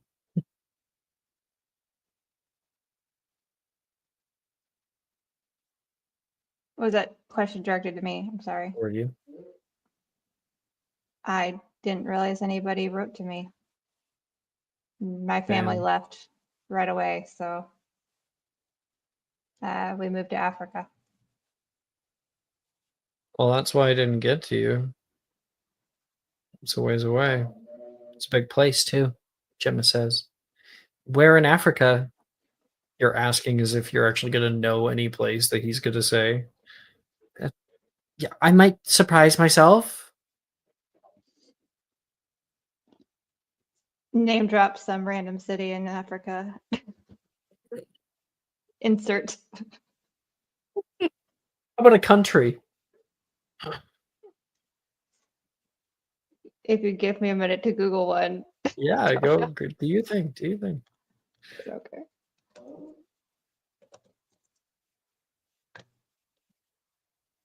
Some of the most popular like countries out there, most populous, I guess, are Nigeria, South Africa, Well, where would the school Ghana. have been? Where would the school have Good been? question. All over. The school's location is not stagnant. You could say Jordan. Jordan's fun. You know what? The first thing that popped out was Chad. We're gonna go Chad. That must have been a culture shock, Gemma says. Why all the way out there? Yeah, did your parents get like some kind of job or something? There were good doctors there. For my heart kind of gave out after the war, so we moved for my health. Oh. I'm alive. Well, okay. Gemma says a little bit awkward and not sure how to respond about the news about your heart. If I punch you It's like cool. really hard in the chest, would you die? Taylor says. Either. Gemma says back. Kind of looks at her arms. Curious. Probably. Actually, no. Miles wants to think he's a strong man, and so he's gonna be like, "Yeah, try." I don't want to go to jail for manslaughter just because you're fragile. Coward. Gwen, you're able to sit down. You can see Miles is already talking to a few people. Well, Gwen is definitely happy. Especially that Miles is talking to people in an appropriate setting, considering everything that went down last night. I'm sober now. Are you? Because it's the same night. What is it really? I thought it was the next morning. No, Um, no. Wasn't The Scratch- train is like a 9-hour train ride, and then most people have a nap at the end to get ready for yeah. you know, Uh, the last maybe little bit here. maybe Well- Gwen gave him a pepper up. A Dr. Pepper up. Dr. Pepper. Hold on a second. We're gonna play this by the book here. 1 second. I got a 14. I'm sobering up. Okay. But yeah, Gwen will join in. Huh.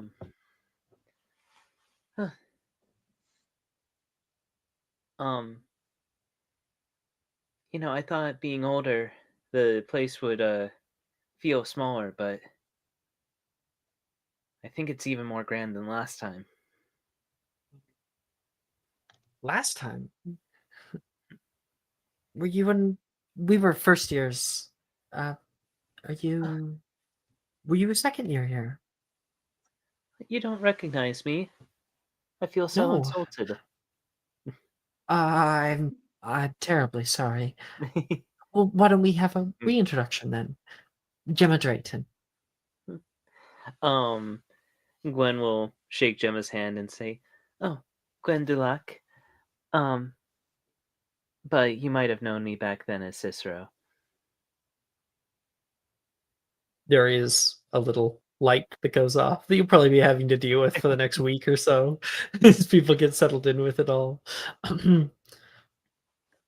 She pulls her hand back. Did you have a good relationship with Gemma is the question. I think She would have respected you as a Travers.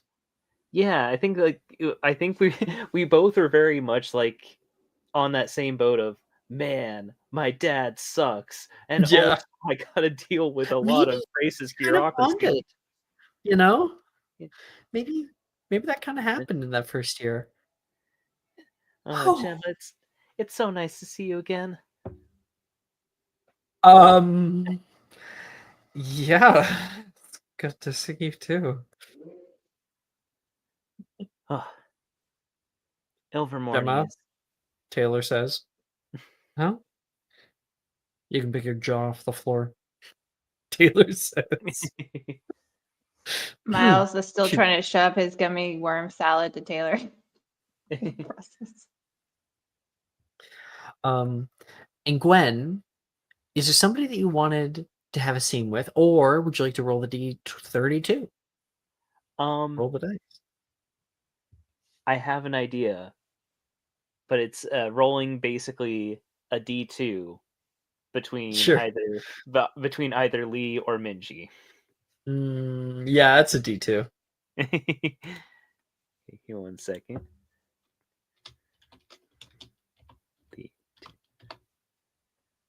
One. Lee. Okay. Okay. Gemma turns toward Taylor. Where did you go to school, Taylor? Did you go to Durmstrang or no? They wouldn't let me in. Oh, I thought your dad went there. He was expelled. That explains a lot more. It was her big muscles holding her back.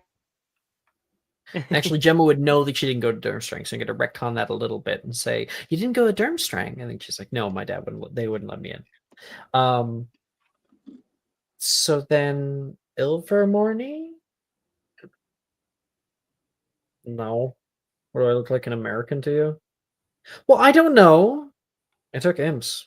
I was there with Sadie and Billy and a few others. Taylor! And Fife. It's so good to see you! I wanted to catch you getting off the train. I was a little bit late. This is Fife, Taylor says, and tries to introduce Fife to a few other people. Gwen, as that's happening, you can see standing nearby and leaning their butt on one of the tables, they are talking to a few people. You see Lee's grown out their hair, which I think today they probably have it like pulled back into a bun. It's Um, been a little while. I think, considering that it's been a little while, um, like you see Gwen just completely like her eyes light up and everything. Um, oh, I'm trying to think of like a completely saccharine, like totally sweet nickname that Gwen would have for Lee. Like, Flower. yeah, Flower. Like, um,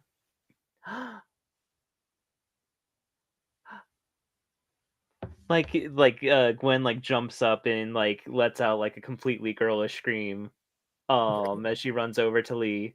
I think Like, Lee like holds their ear, looking around for where that came from. Ends up like seeing you. picks her up in a picks them up in a hug and everything. Like, Whoa! my Hey! flower batch. Like, she puts Lee puts a hand over your mouth, like don't say that in polite company. Oh, the Uh, you're here too. Oh my gosh, it's been too long. Is this like your girlfriend? Ernesia says. No, it's this is Gwen. Put me down. Why are you so strong?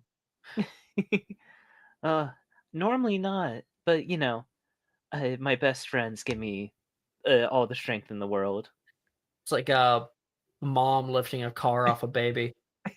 Ernesia says. Oh, Mm, Ilvermore. Ernesia Green. You would have gone to school with her, right? Oh, you Wait, are you yeah. Cicero's sister?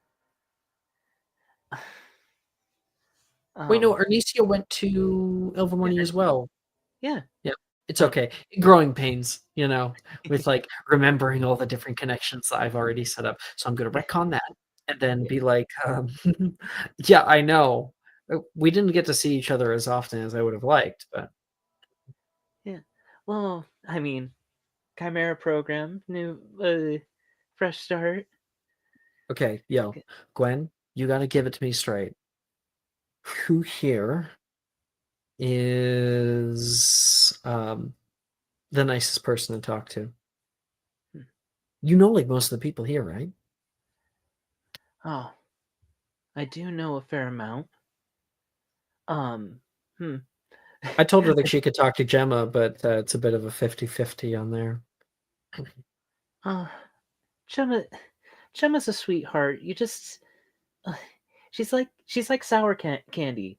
You know, once you get past that rough exterior.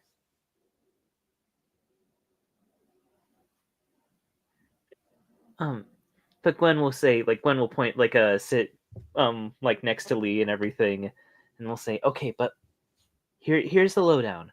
Uh, Rhiannon will murder you. Lucia will murder you, but we'll do it in private. Um, Hitsu will get you murdered. Hot. Um, Miles is a sweetheart. But it, trust Is me, he that does. the like twink? Oh yeah. God, he's Wait, such a did Miles also go to Ilvermorny? no. No. No, Right, you went to Africa. Wagado. Yeah. Mhm. Africa. Oh, and Issa. Oh my gosh, Issa's the greatest. I mean, I love, I love all of my friends here, but you know, I just have to be honest with you that they can be an eclectic bunch. Wait, where's Issa? They look around. You don't see her anywhere over here. Huh. Um. Maybe Issa's just getting a um refresher on her bearings. You know, seeing the campus again to, well, I don't know. She's super It's been cute. You're so gonna long. love her. Bernicia says. Well, I can only hope. Some of these Durmstrang students seem kind of rough and tumble, don't you think? Oh, I um Gwen will say like, "Oh, yeah, the germ strings. I imagine they're nice, but my my goodness, I cannot deal with any major distractions right now. So if any germ strings are just gonna be loud and abrasive, then it's gonna be just torture on my stress, on Major my stress levels." distractions are exactly what I'm looking for. Shut up. Daria Rudowski? They're singing my song, Dahlia says. Wish me luck. Uh, oh, I already know you're gonna end up like. I feel like Gwen will look at her for will look at them for a second, and will go, I think I know where you're gonna end up. Oh, yeah? Write Well, it down. I'll give you some galleons if you get it right. good. I can't say it. I would jinx it. Tell to Anicia. And Dahlia pops up. I'm here! Dahlia runs up to the front. Well, what's your call? Oh, I'm thinking. if I know anything, Gryffindor? I'd know my friends. Lee's a complete Slytherin. I I don't mean know. Hufflepuff, too. They're always liking to mingle around. uh, maybe not that type of mingling that Hufflepuffs are known for. Though I have heard a few rumors before. Slytherin! You can hear in the distance from the Sorting Hat. Oh, and look who gets 5 galleons. Like Gwen breathes out a sigh of relief, like, oh, I'm not in a place to take bets, so I'm glad that I got that right. Fade from that. Over toward Hitsu. Hitsu, is there somebody that you want to become reacquainted with, or do you want to roll a D32? I am also a lad who enjoys a random chance, at least at this point, because I think Roll it Hitsu's up. kind of just roaming around at this point. He's doesn't really know where he's fitting in.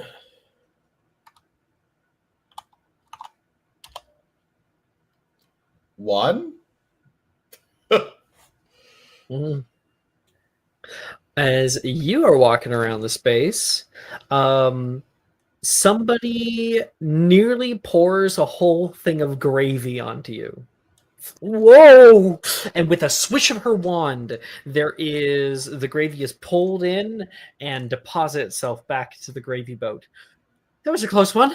It's scalding. Sorry. Sadie is in front of you. Seemingly, she's cut her hair short from last you remember. Here, I'm pulling up her art. Sadie, sharing the art.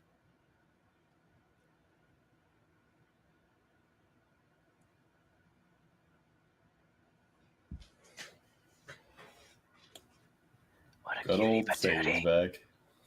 What a cutie patootie. Yep. What aren't you a sight for sore eyes? It's been a while. I'm sorry? Was Sadie not here the first year? No, she was. Okay. But she just for some reason can't hear through your accent right now. I said it, you're a sight for sore eyes.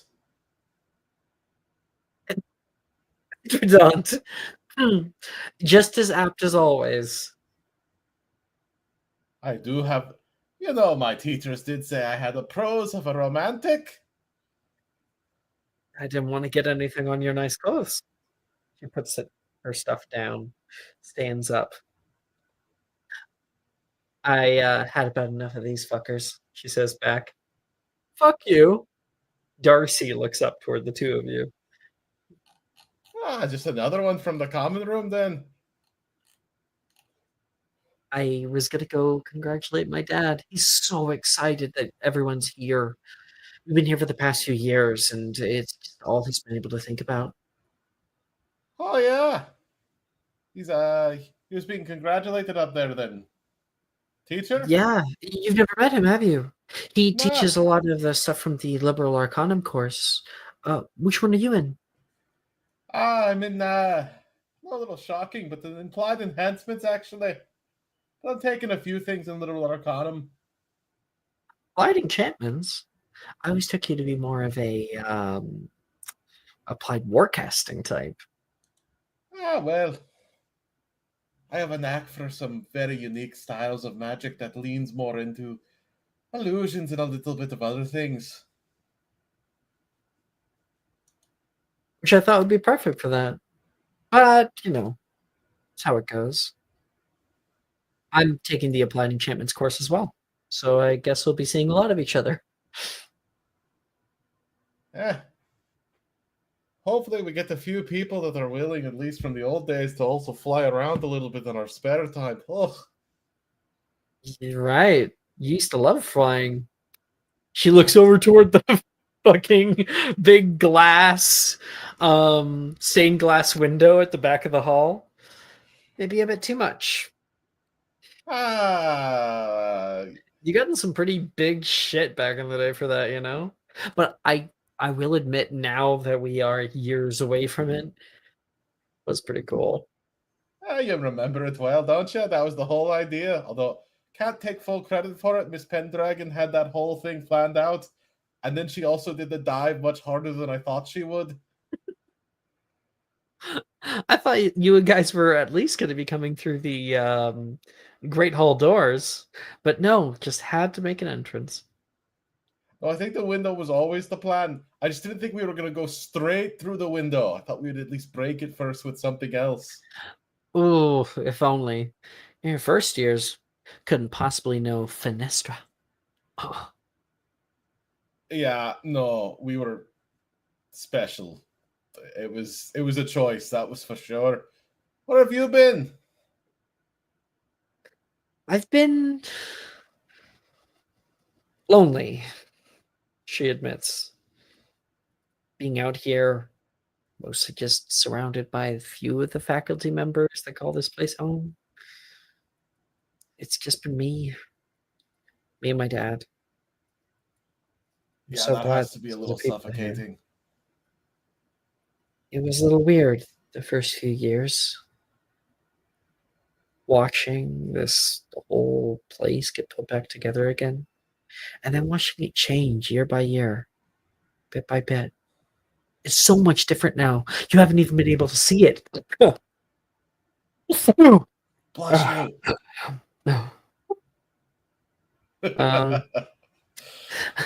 You haven't even been able to see it.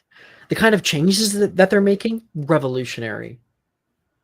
I'm looking forward to it.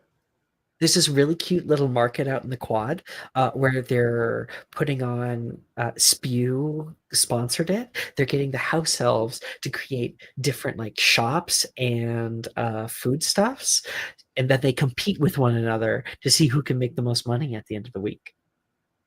Oh, that's a good way to get them to do that. I actually saw one actually coming in as I was scared half to death by someone apparating with them inside, and I nearly jumped and almost hit them with a broom. Oh, that's probably Winky. She she can be a little lackluster when it comes to her choice of apparition location. Do you have your apparition license? I don't know if technically being where I was, if they do apparition over there. Everywhere, it's like everywhere. drawing. Okay, just making sure. Yeah. So the question is, if you were in the Muggle world, an alternate universe, would you have your driver's license? Yeah. Yeah, I do. Don't usually use it too much. Again, prefer flying everywhere if I can, but long distances and all that. It can get a little bit disorienting. First few times I tried, I threw up right on my instructor's feet. It's probably better to do it here. The first time I did it, I fell off a cliff into the water. What? But when you're practicing apparition on a small island, there's not a lot of land to land on. That's dangerous. What if you landed out in the middle of the ocean? Eh, it was just over the cliff, just not in the water. Hmm. I'm glad you're okay. Talk about a swan dive. She laughs with you. Hitsu, what house were you in back in Hogwarts? Gryffindor with these two. Oh, you should grab your pin, she says. I already got mine, me and Darcy. I was wandering up there as we speak, actually. I was just I'll walk with you. drifting a little bit, you know, seeing who I see, chatting when I can. Thank you, though. You guys walk up together. And some of the people, like Lee, who just got sorted in Slytherin, is standing there as they're grabbing their pin, little snake insignia with an S. They fit it onto their collar, their lapel, and suddenly their whole attire becomes a emerald green. And that's pretty cool. Now, I guess not the whole thing. It would be like the accents of the attire become green. As flattering as is possible. And Hitsu, I hereby knight you to the Order of Gryffindor. She places the pin on your lapel. He over exaggeratedly like does the kneel. I accept. And all of your robes that you were wearing before take on a more crimson hue. Which is definitely not a color you generally wear, but I think is going to suit you as time moves on. That's a little different. Fair enough. Oh, I've been trying to track down the lot of us. Sam and Sally aren't returning, unfortunately. I'll miss those two. They caused some trouble with me, but they were good. They were a good lot. I heard Miss Pendragon's name thrown around a few times. Do Yeah, you know where she was she with is? me. She was with me on the way, but don't really see her. So she is here. Yes, I was in the carriage with her, and I saw her. She was the first person I saw at the station. Actually, she kind of disappeared, and then she disappeared again at dinner, and she disappeared now again. I really should stop making sure that she doesn't disappear so much. Have you seen Travers? She says. You can explain to her about, yeah, you have seen Travers. Do lock now. And I'll kind of we'll fade explain away. kind of Mhm. the lot of the trainer. Now that we're actually here, the understanding can like suffuse like gossip through the school. Oh. Okay.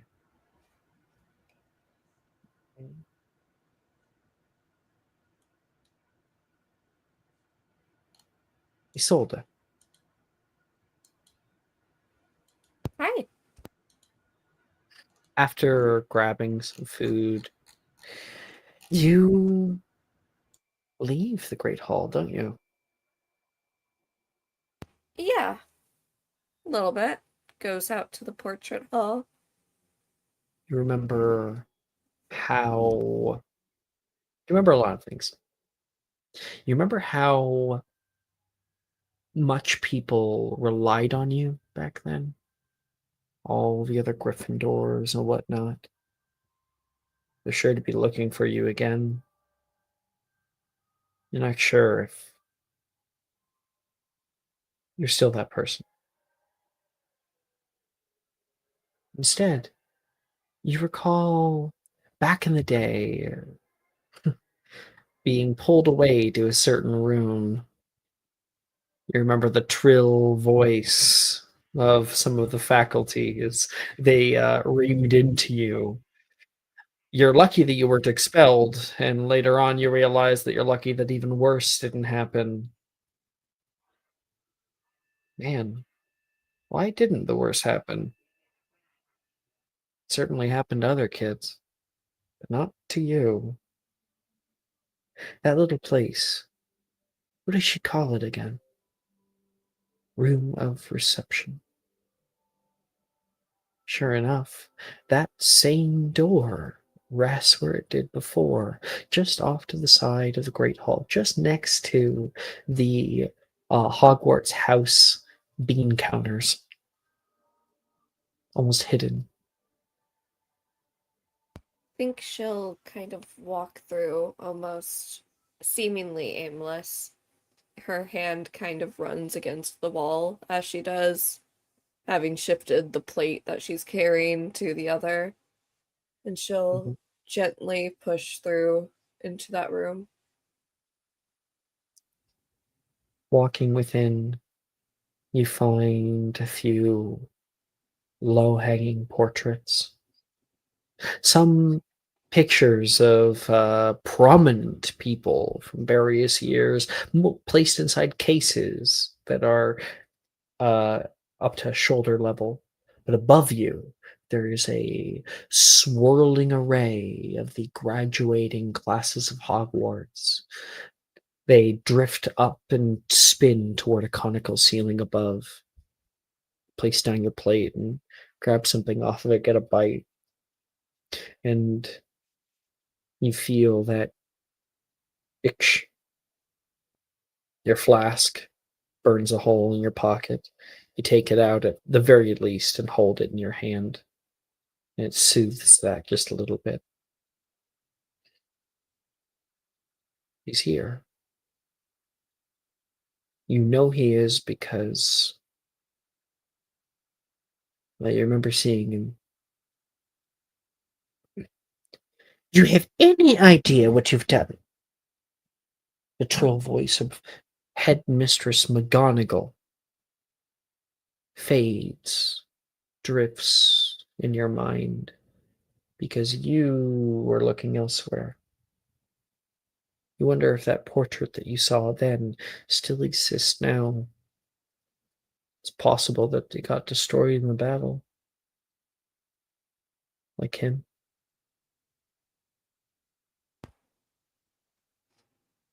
She will take out her wand and cast Accio Portrait class of insert year.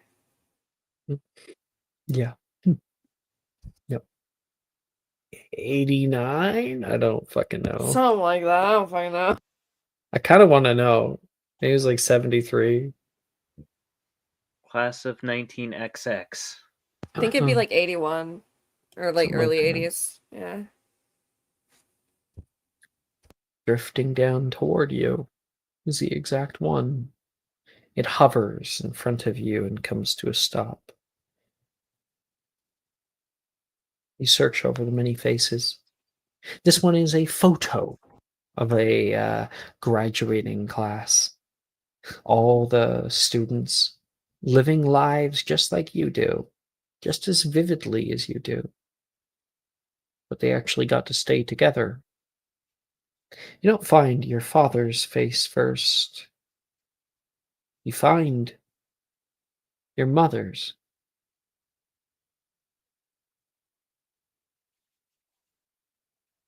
What does she look like?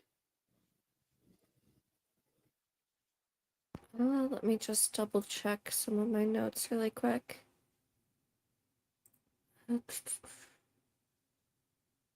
Eileen Cadwallader at the time has a sort of vivacious appearance. She has very pale skin, and her hair, while the color is off due to the age of the photograph, still stands as a vibrant curly red. She has this bright smile on her face and is holding onto the arm of Isolde's father. She He has a looks- lot more personality than shows through the photograph. Mm. The photograph is moving, of course. So you'd see her like check up toward him to make sure he's like looking and smiling at the camera, and then takes a little like pose for it. And he looks down, smiles at her, but looks to his side, proud with his buddy next to him, Mr. Magnus Gideon. He stands in the center of the portrait and kind of like smacks him down, like stop. Because he is wearing the sash. At the time, there was a sash for head boy. I think just in the as stern as photograph, you remember him. Luther is kind of like trying not to smile too much at his girlfriend at the time, and kind of straightens up. But there is a small moment where he like messes with Magnus's sash just to piss him off a little bit. What does your father look like? He is tall and broad-shouldered, golden blonde hair that is swept back in a very carefully devil may care sort of way. Like it's very precisely put together to look messed up. He has a confident look on his face, though not extremely excited or particularly annoyed with anything. He has this particular softness in his eyes every time he looks at Eileen. And then he looks into the camera with this steady look. Around his neck is a small gold chain necklace. Most people wouldn't notice it, but you do. Even in the black and white photo, you can see a gleam of what you know to be a ruby within it. When he looks at the camera, he looks at you. You almost forgot what he looked like. It's been so long now. You look down around your neck, and underneath your shirt, a little gleam of that same necklace.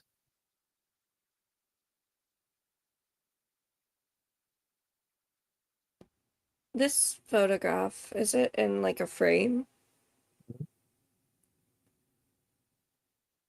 Frame and glass and everything. Lisa's hand will kind of drift towards her chest to hold the necklace through her shirt, not quite taking it out of its place. I'll do better this time. I promise. Oh, I thought I saw somebody enter into here. You Professor, hear the headmistress enter in. or headmistress now, sorry. Just fine. Surprised you're not partaking in the festivities, she says, stepping down, and then sees what you're looking at. Having some of my own festivities, I suppose. She can see on your one hand you gripping the flask as well. Kind of guiltily, she will put it into her pocket. Mm-hmm. Old habits die hard, and McGonagall has a very judgmental look. McGonagall looks up. So many students. I remember most of them. I remember you. Hard to forget. Give Severus a run for his money, she says, and it looks like it even pains her just to mention him. Just wanted to make an entrance. Make sure people were talking about me after. When I Was saw your name uh, on the list of students, I half expected there to be a security breach.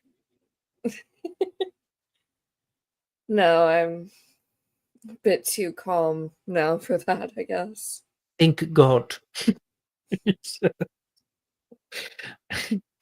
Yes, very good for all of you, I suppose. I miss him. Every day. As do I. Not just he. But many. Remus, he says, walking up. And his wife. Some of the Weasleys. They went a bit here. And oh, bright spark.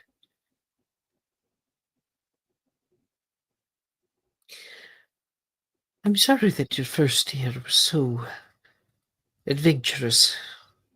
That's the kind way to put it.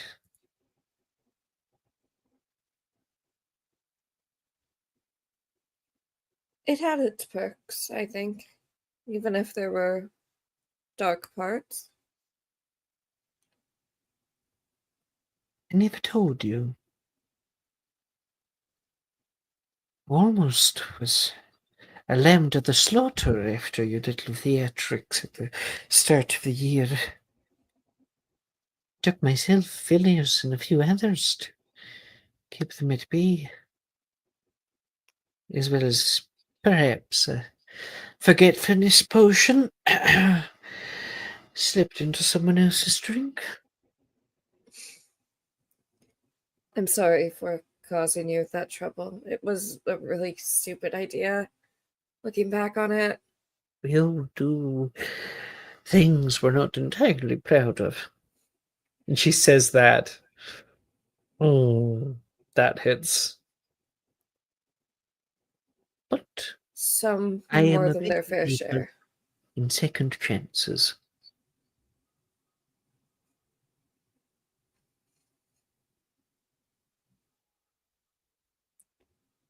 Someone You're- should be.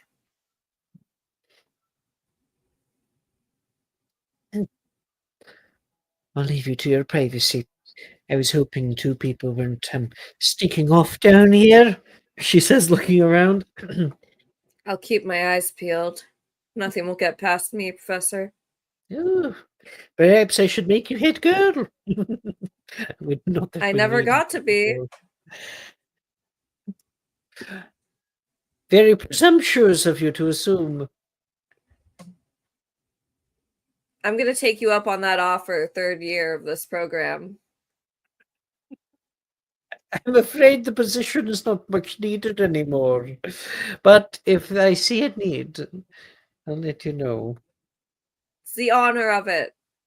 She's going to call after her.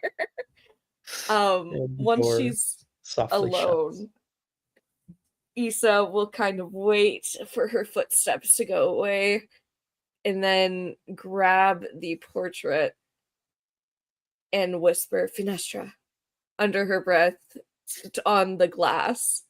Do you have to attempt it? I think I do actually, yeah. Hold on. It'd be really embarrassing if I don't get fucking Finestra. Oh, it's fine. You'll just probably shatter the glass. Yeah, that'll be fine. Okay, where the fuck is Friday night? 6. Shatters with a spidering crack. Do you want an advantage? No, it's perfectly fine. After the whole thing the big deal you made about being head girl, she walks away and you immediately bring something. I know a magic spell, and then you just punch the picture frame. I feel like, he's like puts it upside down and shakes all the glass onto the floor. Yeah, she's like, And you're oh, able to that's a pull that lot. picture out of Okay. there, roll it up. You know when you get like a thing of like things of ice from those automatic dispensers, and then some just falls on the floor, so you kick it underneath the fridge. That's what he It's did. where I was going with it. Right? She looks down at the glass. Kicks it underneath the chair. Underneath of one of the chairs. Yeah. I feel like she'll find that. It'll be fine. Mhm. She's going to fold the picture up and put it in her pocket. Okay.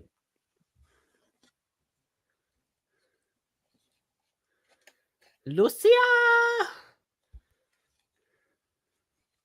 Yep. Is that the response now? Oop. Yep. Boop. Yep. Meow. Yep, yep. We just- Maya.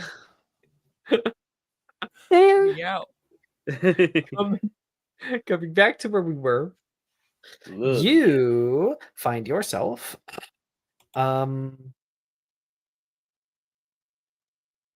sitting with Katone, eating for a little while there. She tries out something new and goes,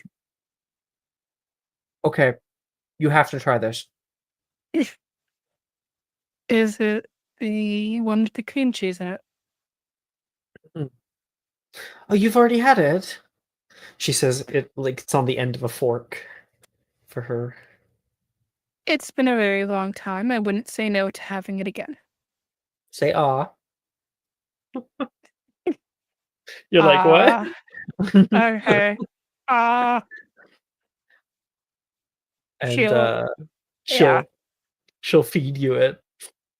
Jesus Christ. Culinary prowess of the Hogwarts kitchens are certainly something. You could learn a thing or two. Do you think I learned most of my recipes?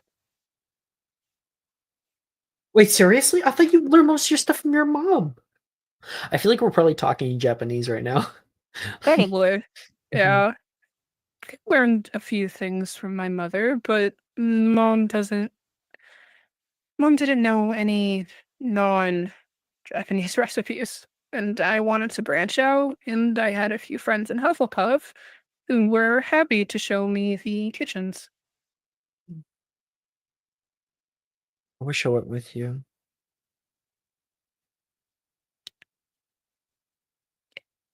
I wish you were there too. It was not the same, but that time came to an end. Things went back to the way they were supposed to be eventually.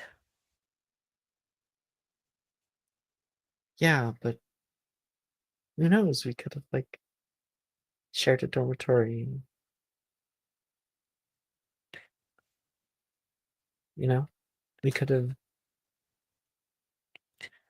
We could have been closer. It would have been fun.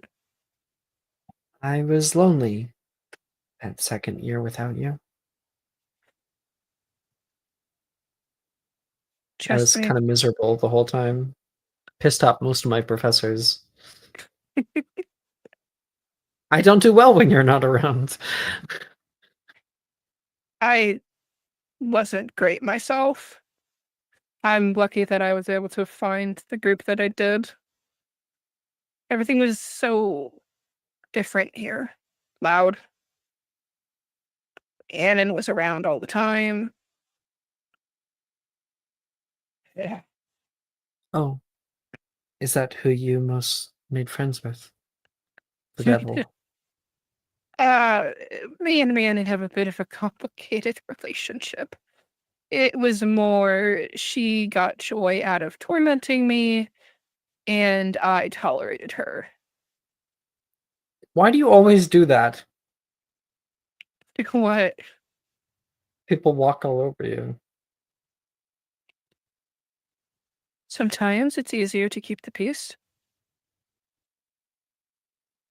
So she wasn't always bad. I don't She had walk her all over you, moments. do I?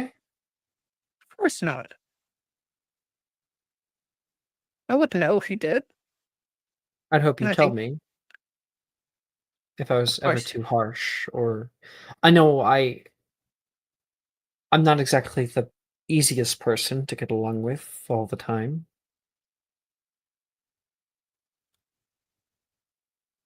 She kind of smiles a bit.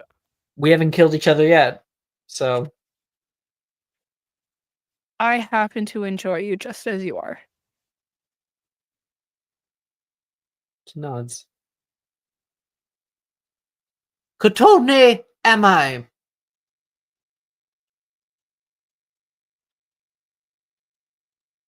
That's me getting sorted. What house are you in again? You're in Hufflepuff, right? So there. Slytherin. I'll It- get these names of all the houses eventually.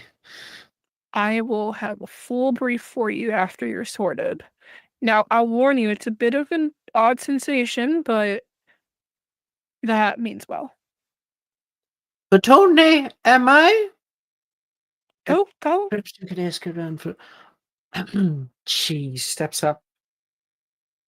Crowd kind of parts for her. That would be me, headmistress. Please. She gestures toward the front. She gives a little bow, because that's what you would normally do before, like, standing toward the front. And then Yeah. realizes that it's probably not needed. She sits down on the stool there very nicely. Lucia, you look around you and you see a lot of eyes on her. A lot of people taking a look. You hear near you on the table, Darian go, 10 o'clock toward Graydon. Suddenly a lot of people looking at her. How does that make you feel? So outwardly, she kind of like takes out a little notebook. Darian Castelli. Cute. Oh boy. Closes it. Okay. All right. Murder And list. 100%. There are some names that have been there since first year. It's fine. I think she's. I try to find a word for it. There is a nervousness, I think, in watching Kitone be watched this much. There is a fear that they are seeing her the way that she sees her. Mhm. It's And a bit then uncomfortable. There'd probably be another thought. No one sees her the way you see her. Not true. Exactly. Slytherin is called out. She kind of breathes in a big breath, and there is little cheers from other Slytherins around here to have another one join their ranks. She stands up and shakes some hands and walks back. My gosh, Lucia, we're in the same house. They are, and I took the liberty of grabbing you this. And she will hand her a pin, probably having grabbed it in the middle of that. You knew. How did you know? You're no Because diviner. I may not be a diviner, but I know you. I know you very well. I don't know whether to be insulted or admire. She takes it from you, places it on, and her whole attire changes to have beautiful filigree of green and emerald. How do I look? Beautiful as ever. And blushes. Rhiannon, you see that Lucia's charge has just been joining your ranks. You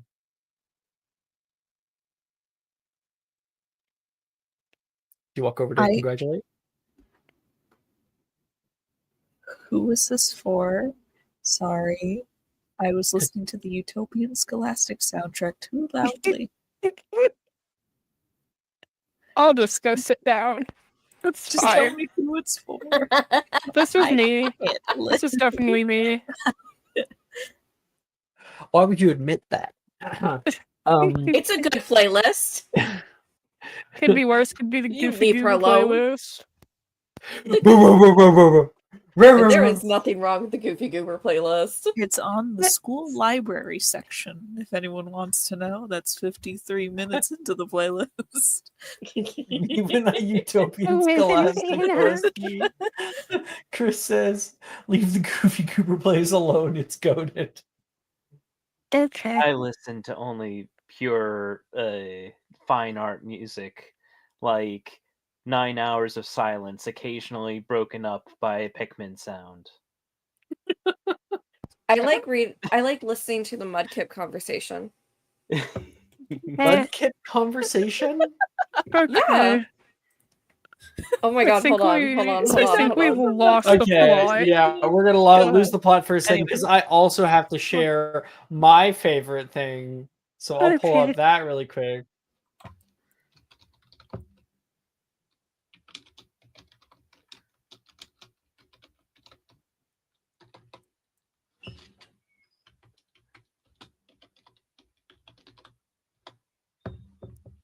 There it is.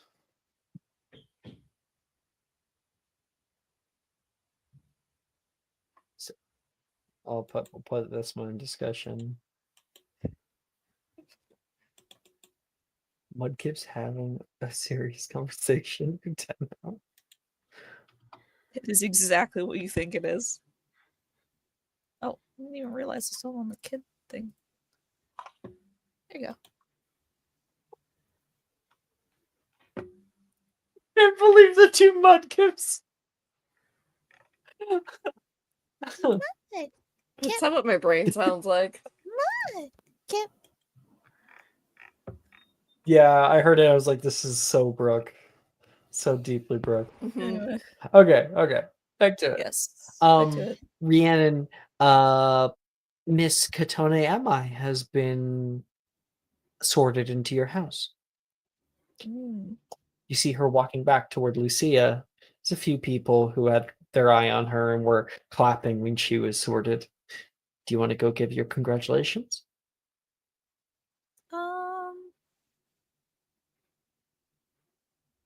Has Rhiannon bothered Lucia enough?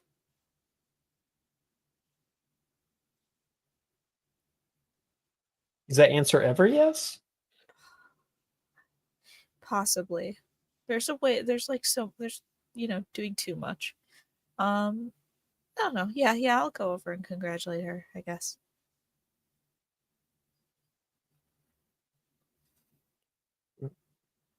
Oh, Devil's here. Katone says in Japanese to Lucia.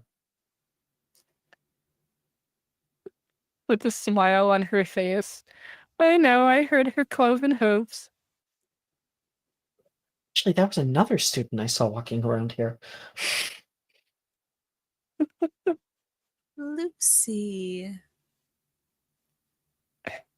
Rhiannon.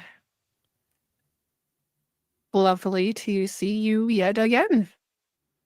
I just came to congratulate your friend on becoming another member of the Snake Pit. Snake Pit? Is that some kind of nickname? Yes, it's one that's apparently very common among Slytherins. Given that our common room is in the dungeons. The dungeons. She looks a little bit uncomfortable about that idea, as if she's going to be in some kind of prison cell. Oh, don't worry. It's much nicer than people make it out to be. All of this Very is very new for generous. me. I'm so lucky to have Lucia with me. She's been walking me through most of it. Even had my Slytherin pin ready to go, if you'd believe it. I'm very good at my job. Well, Lucy's always been great at being insightful. She was telling me a bit about you. Only good things, I hope. Only the best. She said that you were an exceptional caster in Defense Against the Dark Arts. If you can count blowing up most things as being exceptional, then I'd say yes. I want to thank you for looking after my Lucy when she was here without me. If only I could have attended. No, so polite. You know you don't need to do any of that here. We Anyone. have traditions and customs that are hard to shake off at times. See no reason why some of them can't continue even here at Hogwarts. I think it's only kind to give my thanks to somebody who mattered so much to my Lucy.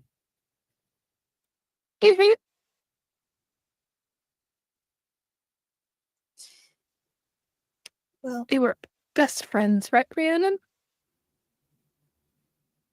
only the best. Enough to know that you actually absolutely hate being called Lucy, and it's either she does not care about you or she is just using it to be fake when she's referring to me. Sorry, Lucia. I thought that it was some kind of fun pet name that Rhiannon had for you. I felt as though I was missing out. Oh, it is No. a fun pet name. I have lots of fun using it. Oh, okay. Rhiannon has been refusing to call me Lucia since first year. It's always been Lucy, Lou, Lulu. I believe you called me Lululemon Drop at one point. I loved Lululemon Drop. That was a good week. A whole week. Professors thought I changed my name. Oh, that was such a funny week, I especially with the Caros. I swear I've seen you somewhere before, she says, kind of getting a little bit closer toward you and admiring your face, all the little features. It's like on the tip of my tongue, but so far away. You look so familiar. Oh, I think I remember. You were on the cover of the Daily Prophet just a few months back.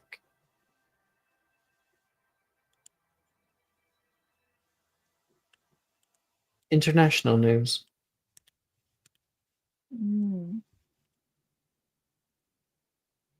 I'm not much of a reader of the news. Like to stay away from it. Most of it is, unreliable. You're the daughter of that minister out in Italy, isn't it? Yes, indeed. Well, I'd stay away from the publication. They probably don't know what they're talking about. Lucia, why don't you show me to the common rooms? Of course. It was Rhiannon, wonderful meeting you, Rhiannon. Wonderful meeting you as well, Katone.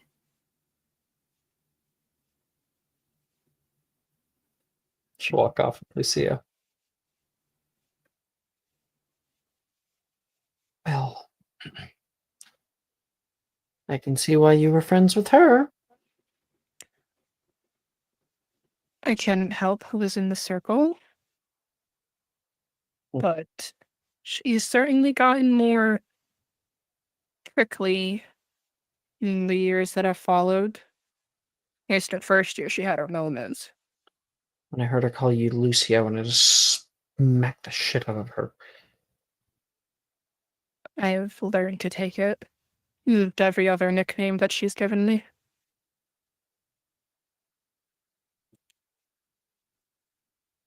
If you ever need someone to hex her. They leave the Great Hall. Rhiannon, who would you like a scene with, or would you like to roll 1d32?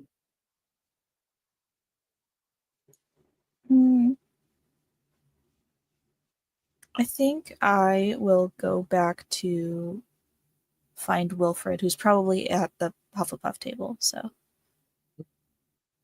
ingratiate myself He's there. sitting down at one of the tables, the table that was previously Hufflepuff table, and you catch him sitting across from Mr. Nolan Anderson. Yeah, you remember the thing with the goat? Oh, yeah, it was so dirty. I could smell it from a mile away. Yeah, Filch didn't like that one bit.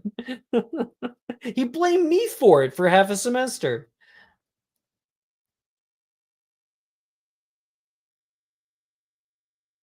You haven't heard Wilfred laugh like that in a while.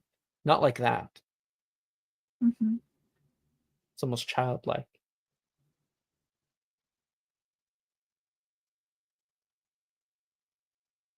Am I cutting in?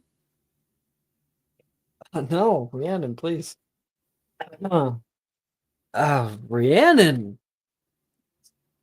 Why would you need to go to the Chimera program? Aren't you like loaded? Nolan says. I have aspirations.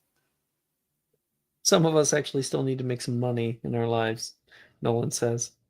Some of us need to find greater purpose. Well, here's to some money and some greater purpose. I'll drink to that. Ting, ting. I should have known that I'd find you over here. Everyone's going off to their dormitories soon. That's when we'll be separated. Yeah, I don't fucking care. Wilfred says. Hang out with you too much as it is. Rude. You know you Yeah. love sleeping with me. Sleeping with her, Nolan says back. Yeah, we go on the road, so sometimes Oh, sometimes yes. there's only one bed. Mm-hmm. Sure, Nolan says. You know we're all adults here, right? You guys going out together? No. Just friends.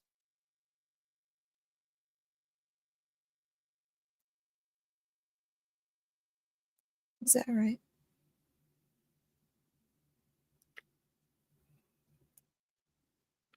There's like an awkward silence there for a minute. It's not like she would have much of a heart to give anyway.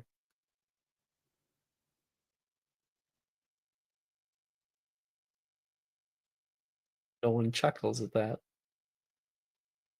Rhiannon, you sit there.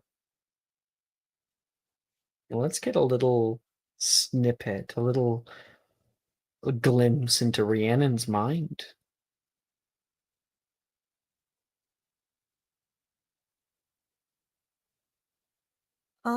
I think he says that.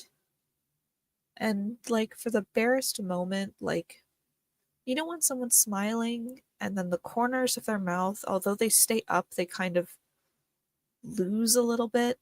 Like they go flat instead of like curling upward. It's kind of what happened. It is true. It's not like you guys ever tied the knot together. You'd hope they'd admit something a little bit more. Although you never really talk about it outside of flirting. Surprised that's what he thinks. Wonder why he thinks that way. Like anything that two of you guys do could be considered platonic. Something different. You know it, and he knows it. So he must be embarrassed. Better not be of you. maybe of himself.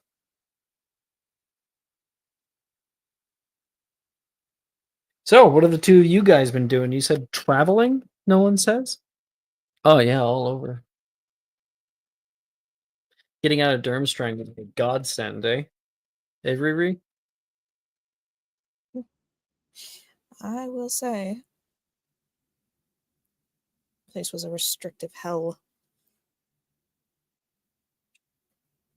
Sometimes I still wake up in a cold sweat whenever I hear like a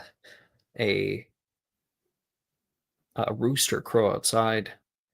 They used to have a loud ass one that woke us up in the morning. Ugh. Always smack dab in the early morning, and they would give you hell if you didn't wake up on time. Wonder what it would have been like if you went with me out to Ilvermorny, went to the US. Some interesting characters out there. Oh yeah, do tell. Just drama, people, a lot of people with a lot of tall stories. Who told the Well. tallest? That'd be Lee. Or Mm. Veronica, take your pick. Are they here? Yeah, yeah. I was talking to them earlier. Sure you'll be able to find them around. What do they look like? You know, I can't quite recall, Wilfred. Nolan says.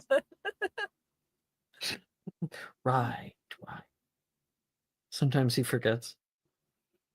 Just like old times, huh?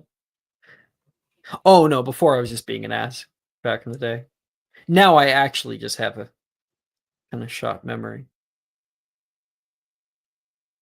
There's a quietness there. Wilfred dissociates for a second, thinking. Well, I can tell you that you are probably among the many, or at least the very few that I've heard specifically mentioned by Wilfred as wanting to see. Really gonna call me out here like that? Is that how this is? He was like your best friend. I got lots of friends. No, please go on. I want to hear how Wilfred missed me with all of his might. You got my letters, didn't you? Yeah. You actually responded to them. Issa didn't respond to a single one. Well, it's good to know that that was not a unique experience for any of us.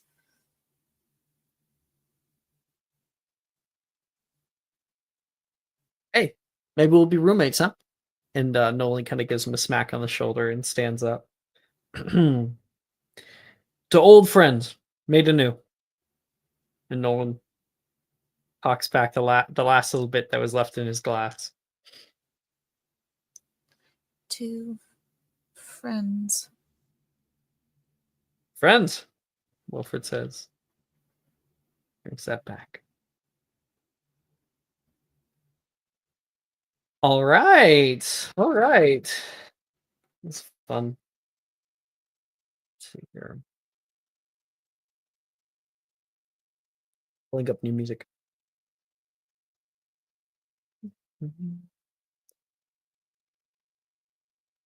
Two bros chilling in a hot tub. 5 feet apart because they're not gay.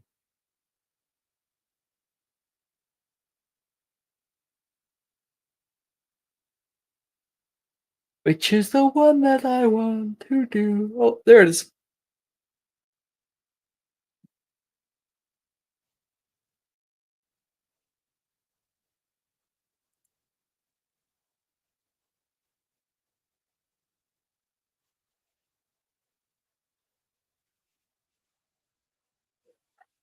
As the night starts to wind down and everybody has been able to be sorted, students make their way up into or down into common rooms from all around. 1 second.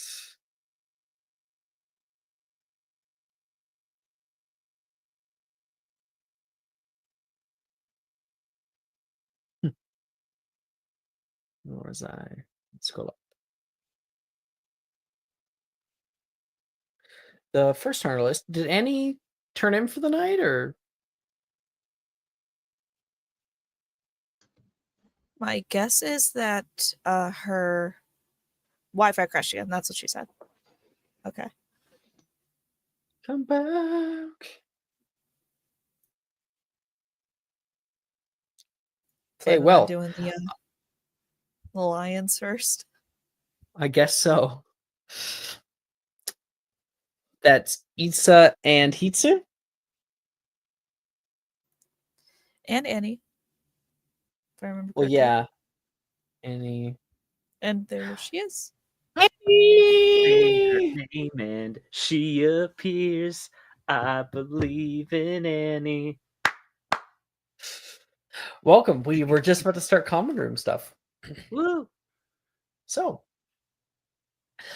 the night drones long. People are all fattened and full, and students, candidates for the Chimera program, step up and down the stairs to their various common rooms.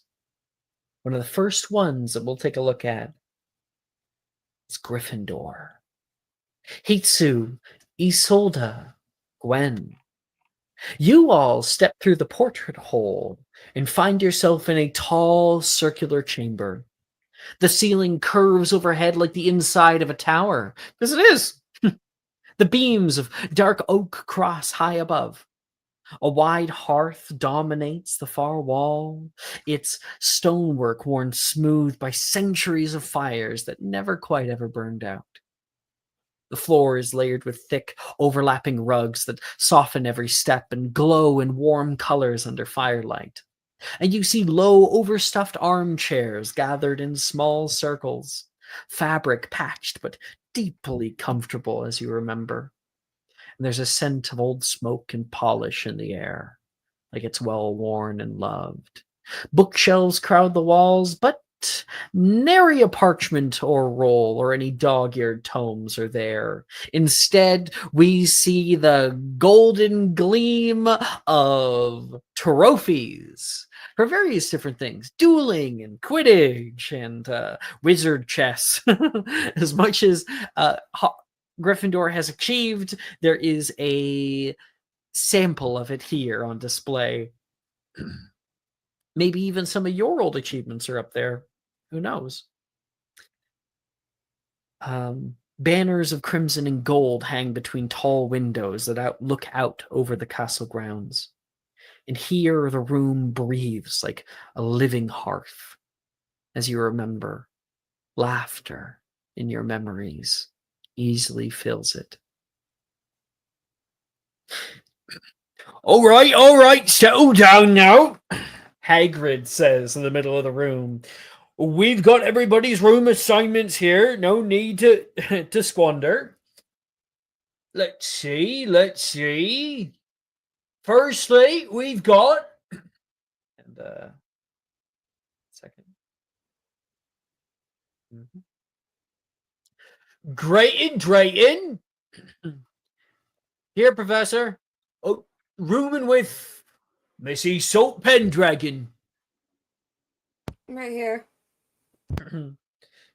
Graydon looks up over, getting an eye for Isolde. Did you ever?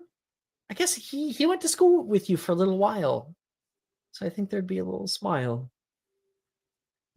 She'll do a little wave at him. You two are in room number 1. That's cool because we're number 1.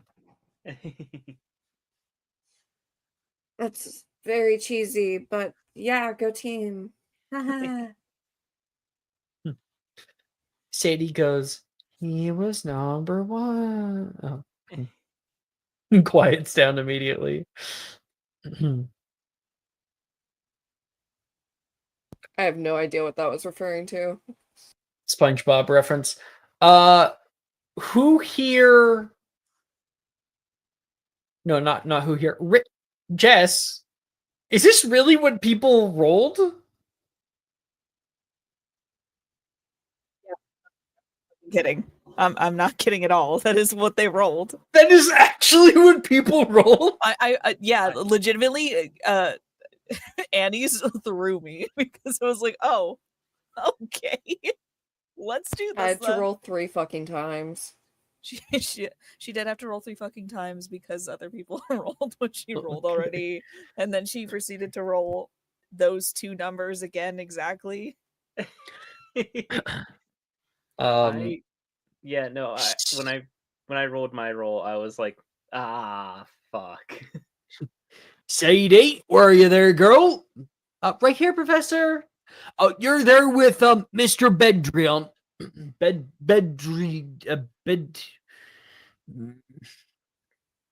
He struggles with it. With Hitsu. No, you even got that one wrong, Professor.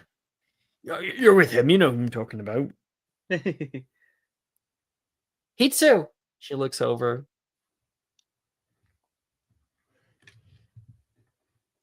So Zolo did say BRB, but that was 12 minutes ago. I Right. don't know if he's still BRB. It doesn't look like he's here. Well, I'm certain he'll be able to find his room number. I'll leave a little note for him. You both are in room 15. Like at the end. You got it, Professor. City goes up.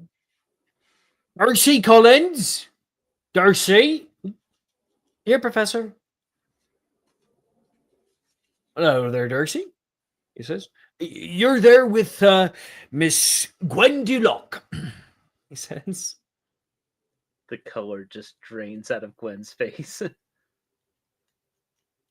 Darcy goes to turn toward you and looks away. Professor, is there any way that we can get a switch up or a change? Is there a form? Well, no, it's kind of the handoff when you don't do dorms anymore like we used to. If you want, you can switch with somebody else, but they have to agree to switch with you. It's fine. It's fine. I don't see any issue.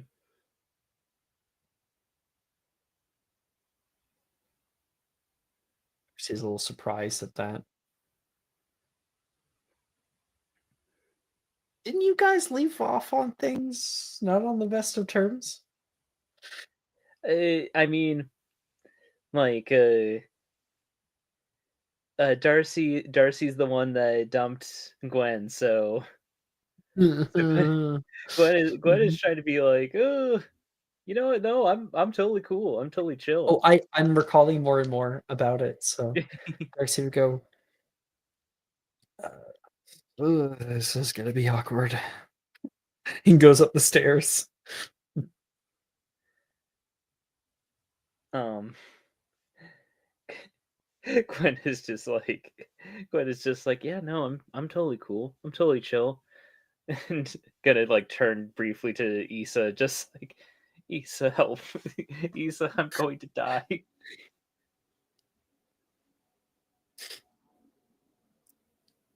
Issa? Brooke stepped away. Brooke! Brooke!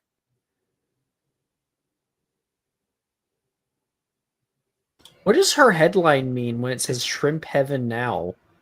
Oh, have you What never do you seen want? that My Brother and Me bit? Oh. Uh, Gwen was just turning toward you. Did you hear who Gwen got? Oh, yeah. Issa, not knowing what the fuck happened, will kind of shrug. It's like, I'm going to die. Do you want me to get you candy from I have a stash? Or do you want alcohol? I'm going You to have a need candy it, stash yeah. you left in here 10 years ago? Yeah. I have wine if you want a bottle. Oh. I brought my own, just in case it was BYOB. Gwen, BYOW? Gwen will say, BYOB, bring your own beverage.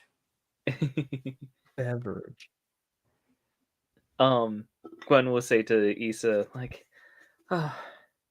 Yeah, glass of wine. I'll explain everything later.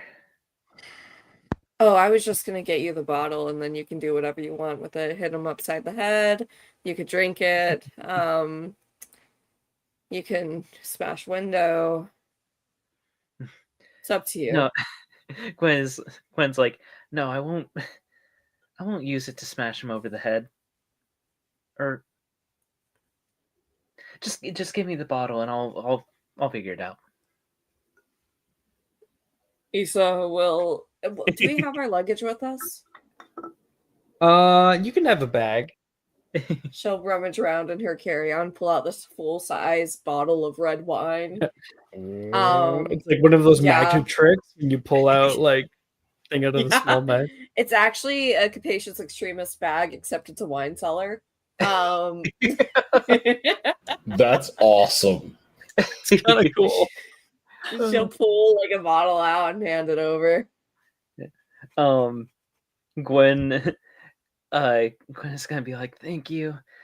I know this might not be enough, but and she's gonna hand Issa the 5 galleon she won from that bet earlier. 5 galleons. Wow. My trust fund has like 500. Well, I mean, no such thing as a free meal. You know, I didn't want to just take the wine bottle without, giving you something in return. Is that wine bottle worth 5 galleons or more? It's probably more. It's fine though. It's not a cheap wine. That like Gwen does not have wine money, so she will kind of look sheepish as she says, anything you need though, I'm more than glad to help pay it off. Man, dude. Oh, sorry. Woman, gal. You really don't. I don't even know the cost of it. My apologies. I always feel like dude is gender neutral. Depends, but yeah, most of the time. But yeah, Gwen will say, oh, Issa, you're a real sweetheart. Thank you. Good luck. Darcy's already halfway up the stairs. Wait, who did Issa end up with again? Great and Drayton. Mm-hmm. Good luck to you too. Love of my life. But yeah, Gwen will just have her line of luggages follow her as she heads up. Issa, you coming? Or do I get or do I get first pick of the bed? I want whatever one is next to a window. Walk up the stairs. Hitsu, you get there late. I'm definitely late. Where am Most I of going? the people have already been given their assignments. Hagrid's left. And you see a little sticky note that has been pressed against the banister of the railing of the stairs. It says, hits you.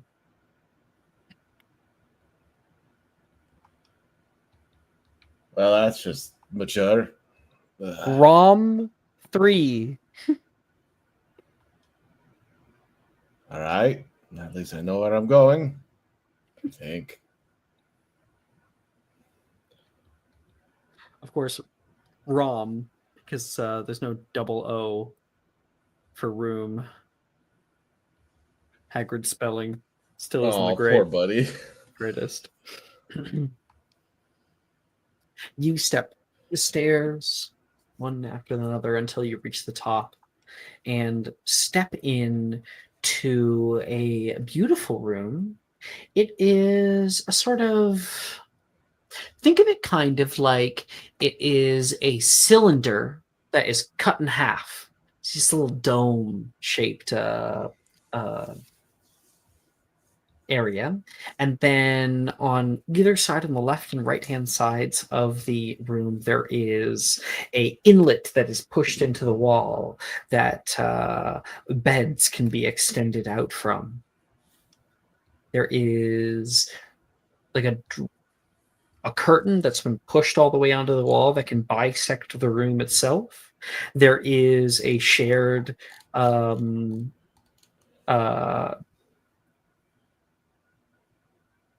actually no bathrooms and like showers can be found in a central area here on the second floor. And as you walk in, you can see somebody is already unpacking some of their things. Hope I'm not interrupting whoever's in here. Sue, hey, you rolled Sadie. Oh dear. Yep. She's putting up pictures right now up onto the walls. Here, I could use a second pair of hands. Help me out. Ah, yeah, sure. We're the only ones in here. As he walks over, just lifts it. Yeah, we're not sardines anymore. I'll take that. Not And you really put used up- to it. Like string lights that have little pins where you can put photos on them.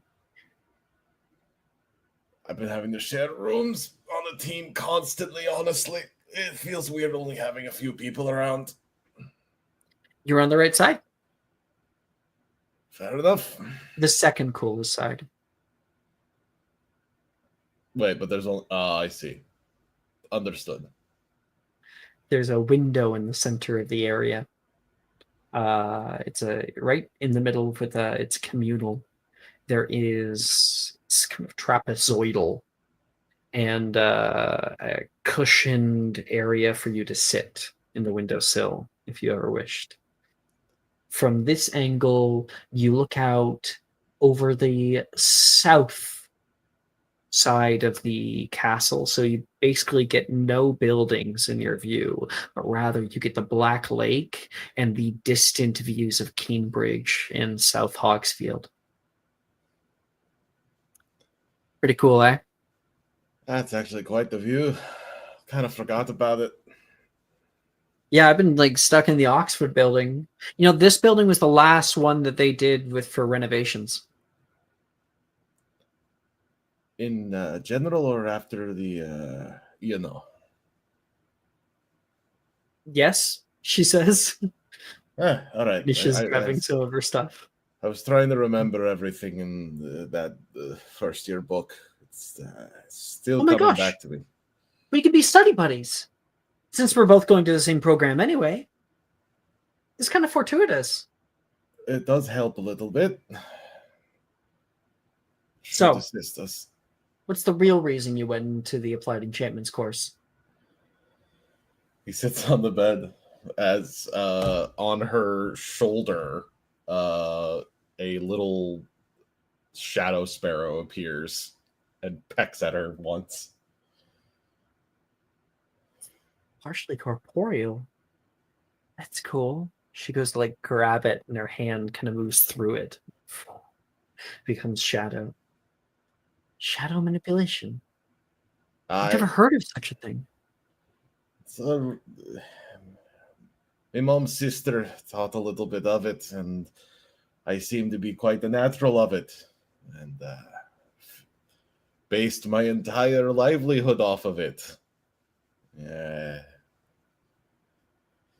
not the best choice. I'm not certain I agree. Special abilities like this can lend themselves to new discovery. I know a fair bit about different kinds of enchantments. I'm here to do some work with utility enchantments. I want to make people's lives easier. Well, you ought to be popular with that. I swear, those things are the best things that you can see when they're, especially for cooking. I'm sure you're meaning more grandiose things, of course, but you know. Anything to help people's everyday lives. Cooking's a big issue. Yeah, totally. But I'm thinking more about mobility, and I'm thinking about certain tools for healers and medicine work. I'm not quite certain exactly where I'll go yet. I'm But this sure is you'll kinda figure it cool. out, though. How many of these are you able to make? She says. Uh, well, technically one that I control directly, but it could be a lot bigger than what you see there. I could go about a floor, maybe 2, depending. At the max 3 around me. I can manipulate shadows that go through, and I can listen in and everything. You have to tell me how it works. Oh dear, we're gonna be here for a while. She scrambles to her bedside table to grab a notebook. Yep. I can. You Can't tell rolled you everything. randomly, Sadie. Of course I did. You happened to speak of two earlier in the scene, which is crazy. Not even the craziness, because not the craziest, because Gwen rolled. Annie? Yeah, hi. Gwen rolled who? Darcy. Yep. Oh, fun. Mm-hmm. And a key thing that if Sadie didn't hint at, after the celebration, why Hitsu was late is he was not like running around like drinking or anything. He had snuck off to go train for like 2 hours on this Quidditch pitch by himself. So he is like, I kind of love that. Like late at night, you Yep. returning to that Quidditch pitch. It'd be a fair bit of nostalgia in that moment. and also just him wanting to just constantly train himself. So he sounded tired, not because I am tired, but he's also just tired because he ran himself ragged. Go tomorrow, Sadie says. You and me. Before student orientation. Did they say exactly where that was? North Courtyard. Thank you. That's a big help. It's gonna take a bit of time to get used to this place again. The school I went to was very small compared to this. You went back to your mom's, right? Yeah, she went to Matakoro. Went there, dealt with that. Was already a year behind, so that was a real fun time. But caught up and graduated at least, and here I am. You'll have to tell me more about it. I think I can make that happen. Elsewhere. Gwen. Hi. You step up the stairs. And oh wait, actually, pause on you. There's one thing I like to do, and I can tend to forget, is Hitsu, what do you pull out of your luggage to personalize your half of the room? The biggest thing that Hitsu probably grabs, he does grab his a small a small flag from his team he was on. And on the desk that he has, it is an entire kit of intricate like broom keeping supplies, just to make sure that that's all good. And then shockingly, or maybe not shockingly to some people, quite a few books. And a lot of them they look like trying to like, I don't know exactly Hogwarts books name, but there are a lot of like charms and enchantment books that he's trying to catch up on, that he definitely has like very intricate and color-coded bookmarks too, actually. And then a small journal that he leaves on the top of his desk that's like his like almanac to actually look up things. All his clothes are very organized. He doesn't own too much. And the only thing that's a key that maybe he's not in the best mindset is he also does take out a few different bottles of sake that he leaves on his desk. You know what? That's classy. That's classy. All right. Thank you very much, Sloan. Of course. Gwen, you step into your new dormitory. It's pretty extravagant. Carved wood beams showcasing like different animals. There's one that looks like a running unicorn that bisects the room, you can see the wallpaper isn't wallpaper. It's been hand muraled on the outside. There is the curved window with little bits of stained glass that are within it. Um, metal depictions of like flowers and things. And Darcy is already in here. Darcy's taking it in too. I'll give you first pick. Oh, You well, sure that this isn't going to be kind of weird for you? weird for me. Why would it be weird? I mean, I told you, I sent you the letter before. I'm going back to school to focus on work, so that's what I'm here to do. And like as she's saying that, she's like waves her wand to Cool. make her luggage go to one side of the room. It almost like it's like fucking Wicked when like her luggage takes up so much of the room. Like I imagine she like flicks her wand and it kind of is like her practically her studio space just getting set up by itself. I you should probably find a different room in the castle for all this stuff. It's fine for now. I won't it won't go over onto your side. Just once If I you have a little have to bit. take up a bit of side, you can have a bit of space, but only for a month, and you have to find a new place for it. You know me, I travel light. Hmm. Darcy takes Yeah, out some you of his do. stuff. He sits on the bed. It's nicer than in our first year. Yeah, you know, it does seem a little bit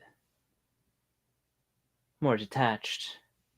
Not getting to sleep with in bunks and everything, but We having your didn't own always space is sleep in nice. bunks, did we? Hmm. Sometimes I'd get annoyed with Sally and her stupid comments, and you get pissed off at Logan. Like, we both end up in the common room.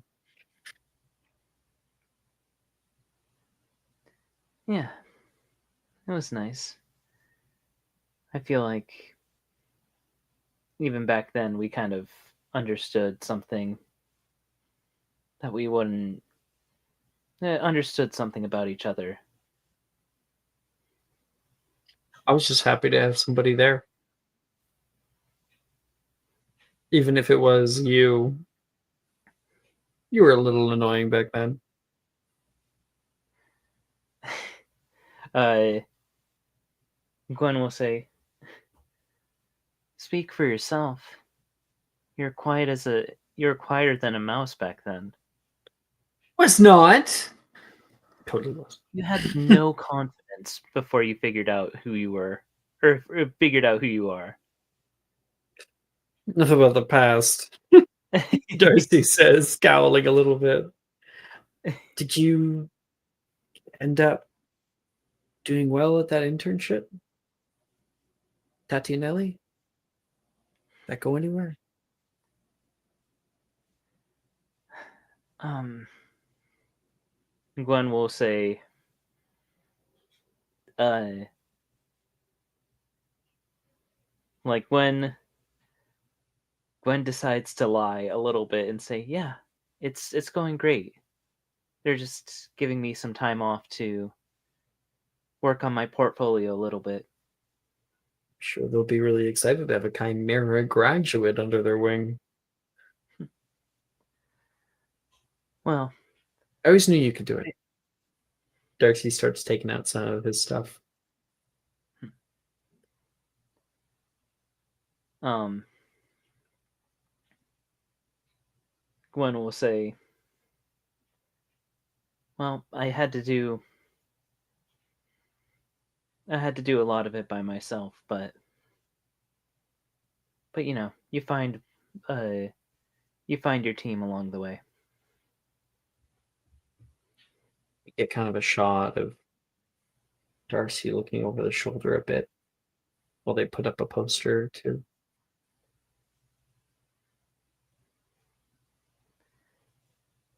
Because My dad's decided that we were going to expand the farm. Cut down about half an acre. And my uncle has been coming by to teach about chicken horticulture. It's kind of weird. You get like a thing and you drive them around from plot to plot, and then it's boring. Sorry. Gwen will say, well, there's nothing boring about following your passions. I mean, I Even went when into that passion involves chicken shit. Gwen will like kind of pause for a second, but she says, not everyone's passions is for everyone, but I but don't know if I'd call it a passion.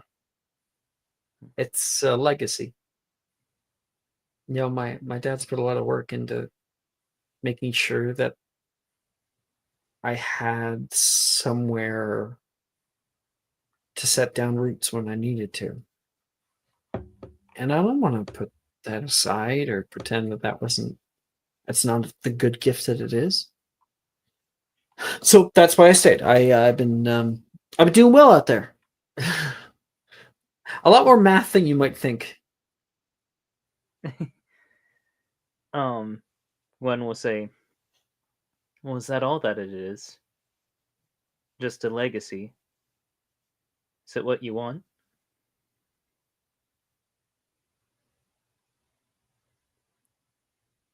I assume you're in the Applied Enchantments course?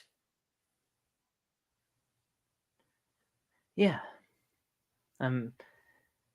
I have some ideas for ways I can improve upon my some of my designs. I'm thinking of sewing spells directly into garments.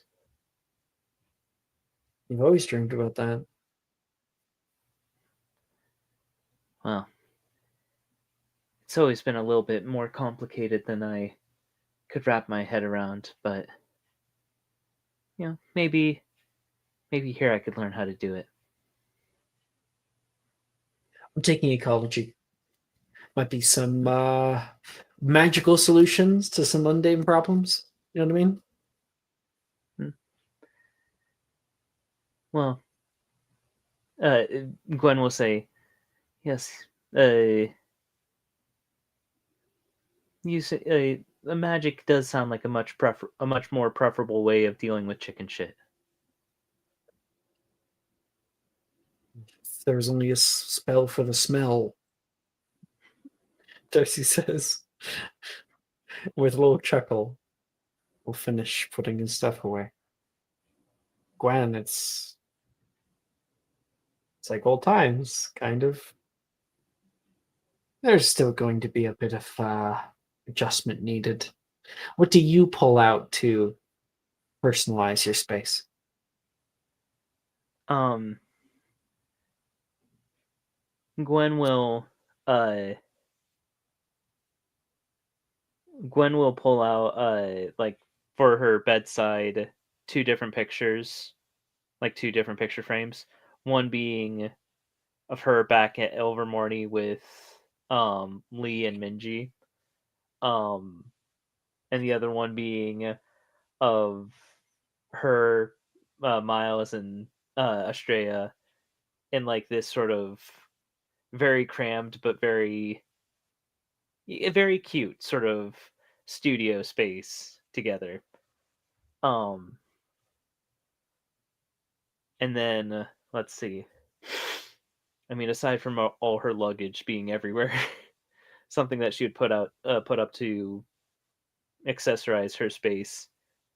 I think I think she puts up a couple of posters of like different like models, like different brands, like Tatianelli of course, but there's like a few other um The inspirations that she, inspirations up, yeah. Mhm. Mhm. Mhm. like that's the main thing is that she's like, okay, uh, until I find a better space, I'm just gonna have to make my half of the room my studio. It's gonna be it's gonna be crammed, but you work with what you got. Hell yeah. Across the hall, Issa, out in room number 1, is getting her stuff set up. So is there should I be aware of you bringing anybody by? Should we have some rules about that, or No one on my list yet. How about you? probably not at all? We're being entirely honest. No, no one struck your fancy. Not even the new people. I'm focusing on my studies. Girls are just too complicated. Yeah, you're telling me. Is that a tone of derision I hear? You had your own experiences with girls? He kind of I was chuckles. friends with Rhiannon back in school. That was the he like wait, actually, you know what he's gonna do? He'll cast Crenus Muto. That's the and then black and white hair. Spot on. Yeah. Flips the hair back as he starts taking out more stuff and putting his clothes down, and the hair returns back to that fiery hue. She like a frenemy or something. Something like that. I haven't really talked to anyone since I graduated. What? Why not? Just wanted to separate myself from Durmstrang, I guess. A lot happened there, and Oh, you don't have to tell me. I get it. I did the same thing after 5th year. yeah, I'm trying to be a different person than I was there. Kind of awkward, isn't it? My sister still thinks that I abandoned her. Maybe that's something I'll work on this year since she's here too. You will definitely have the time for it. Have you Yeah. tried writing to her? I tried originally. All my letters just got sent back. Well, maybe if you if you would like, you could send her a letter now since your parents aren't there to intercept. She'll just get it in the Great Hall and probably stare daggers at you. Joke's on you that my parents still aren't there to intercept. I feel like their claws might extend much farther than just their own home. Well, I do hope Hogwarts doesn't have a Death Eater problem again. Sorry, Britain has was a that Death Eater problem. right? Always has, always will. I mostly traveled after. I wanted to see the world. Ended up not really getting much farther than France. Turns out it's actually pretty expensive. Yeah, I tried to travel and everything, but tried to do it without my wand for a bit. Just ended Oh, up across yeah. London. You end up in customs. Man, the TSA are no joke. They hate me, I think. I tried to bring I tried to turn my wand into a, weapon of sorts because, you never know with who could be on an enclosed flight. And they just really weren't down for that, I guess. I'm surprised. You can never believe who will be on the flight. Or you could never guess who would be on whatever. I'm a little tipsy right now, if I'm being completely honest with you, and I'm probably going to get more drunk as the night goes on. Would you like to join me, Mr. Drayton? It depends on what you're drinking. My poison of choice is... I have an idea. Do you remember? I don't know if it was in the movies, but I'm imagining like one of those things. Oh, no, it is from the movies. Slughorn had that like potions ingredient thing where he could like pull it out, like extended. Do you know what I'm talking about at all? Mm-hmm. Yeah, it's like a You could spice have- cabinet looking thing. You could have like a spice cabinet looking thing that has all of your different liqueurs in it. Mm-hmm. That then again, that might maybe put too much efficacy on the classiness of Isob. Yeah, She that's has too organized. a laundry basket filled with loose alcohol. Oh, you get out the jungle juice. No, don't give her the jungle juice. Sorry. I'm joking. She will go into her bag that she originally pulled out the wine bottle from. We will see and take a guess as to what. Any guesses before I pull it out of the bag? Lombard. That's a big word. She's going to pull a bottle out of the bag and take a look at it. Fire whiskey, good old fashioned for the time. It's Slughorn's favorite. Also my favorite when I'm in Hogsmeade. You go to Hogsmeade. I don't get around there very much. Guess I will Been not around more the now. valley for the past year. I heard Weasley Wizard Wheezes opened up a spot out there. Took over Zonko's. Yeah, it's a pretty good store. Nothing compared to their Diagon Alley, of course, but it's not like anything could compare to that. Have you been living out here? In the valley? Yeah, I would say so. That was a bit of a weird answer. Like, yeah, I guess I have. What do you mean? I mean, You either have been living here or you haven't. aren't we all just living on Earth, Graydon? I'm gonna need a drink. She's going to pop the cork off the fire whiskey bottle, take a swig herself directly from the bottle, and hand it over to him. Lisa. Dude. What? Germs.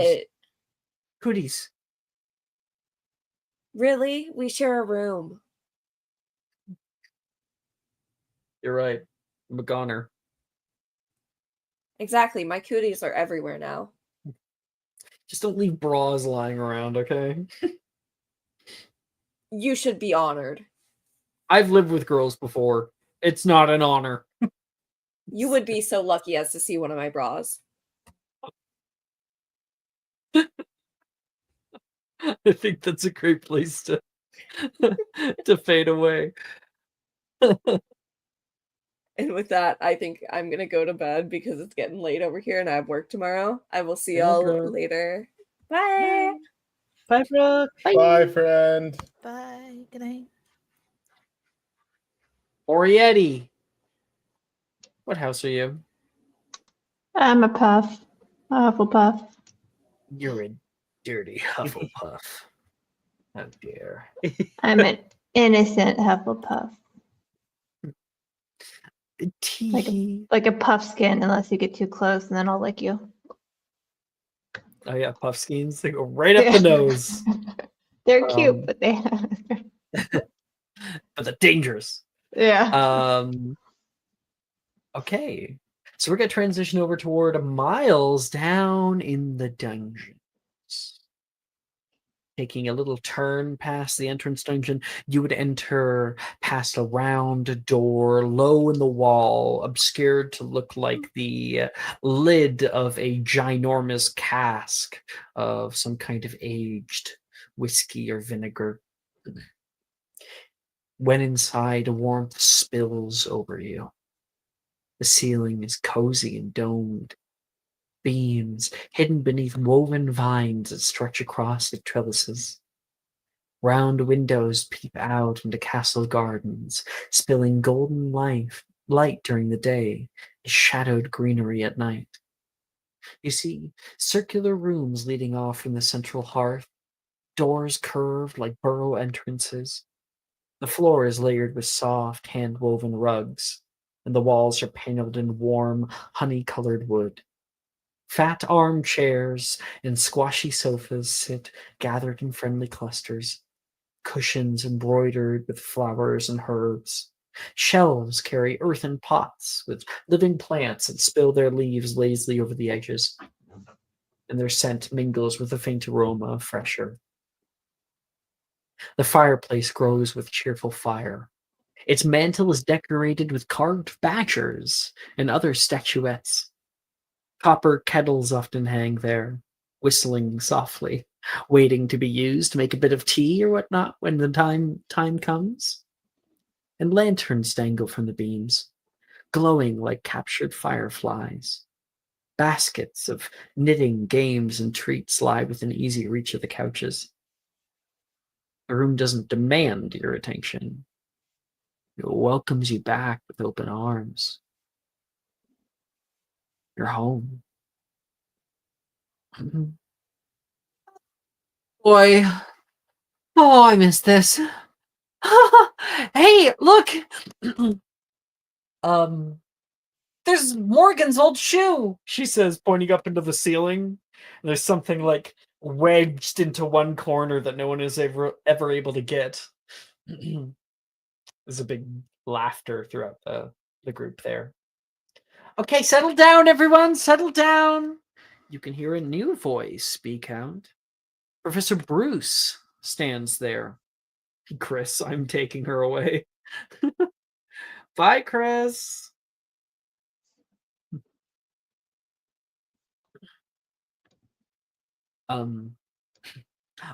Let's start with Mr. Gideon.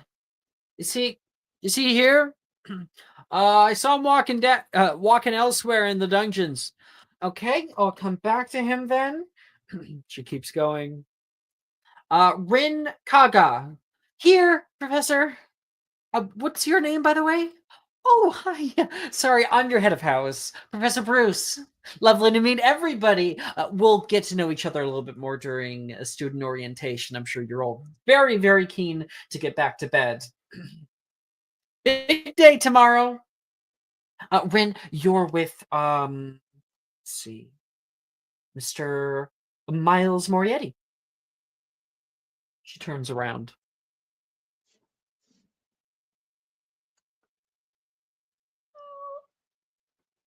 Okay. Miles, we're roomies! Oh, this is gonna be fun. He said sarcastically. I think more like tiredly, because she's very loud. Ren, I'm looking forward to rooming with you. Out of character, what is Ren's passive perception? Oh. Is she like a It's okay. perceptive person?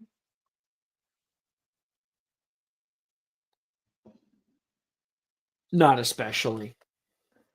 Good. Okay. But why don't you tell us what she doesn't notice? Oh, nothing. It's for future issues. Oh, okay. Yeah. She says, you guys are just upstairs, central room. Sweet. Come on, Miles. She runs over, grabs your hand, and yanks you up the stairs. Careful, careful. You know I'm a klutz. If I fall, you fall too. Through the huge circular door. The two of you pull it open. You are welcomed into a waved ceiling of a space. It looks like a little burrow, as if it's been carved out of the earth. A little lump just for you. The walls and ceiling are don't match any kind of perfect view. Let me think here. It's almost heart shaped in view, but that's more coincidental because there's little domes that have been carved out, one on one side and one on the other.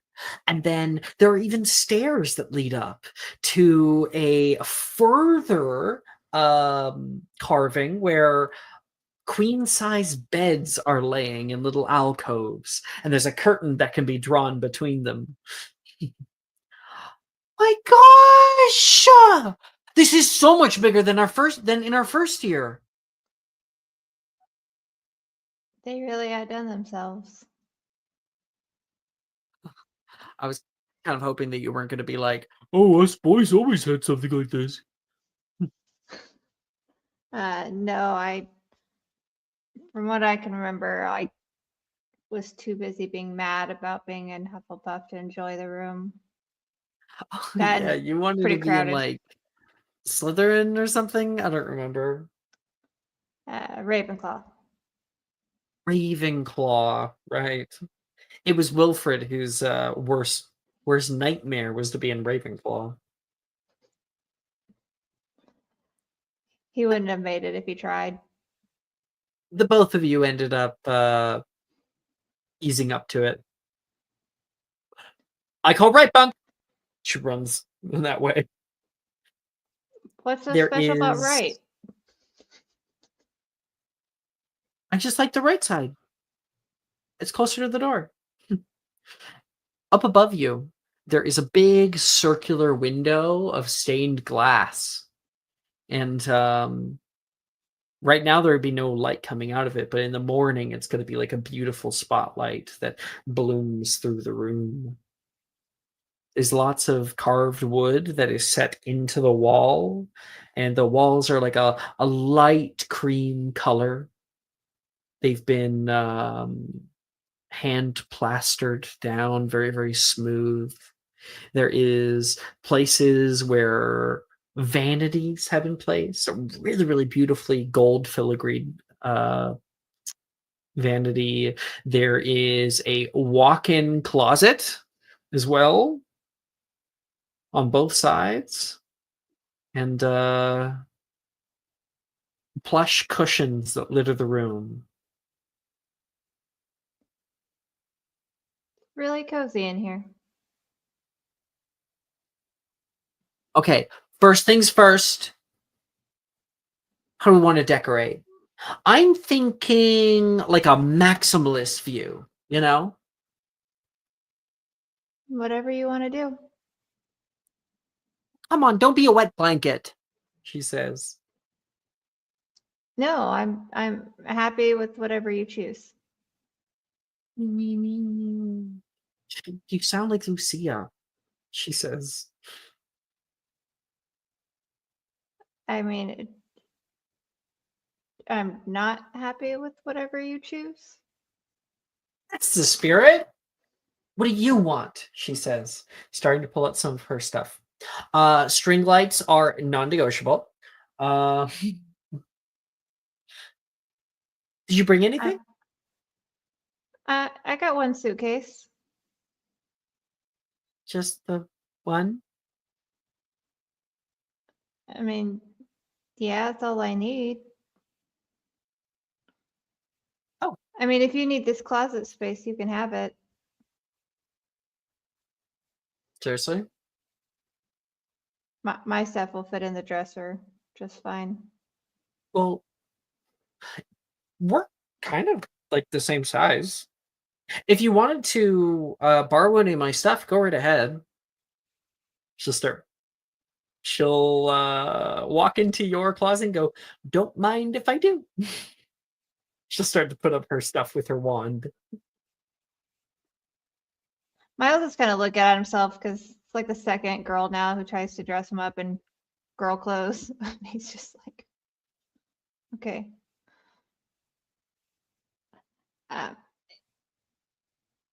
Is there any way that Miles can make a hole in the dorm ceiling that he could like latch and then fly out of when he needed to?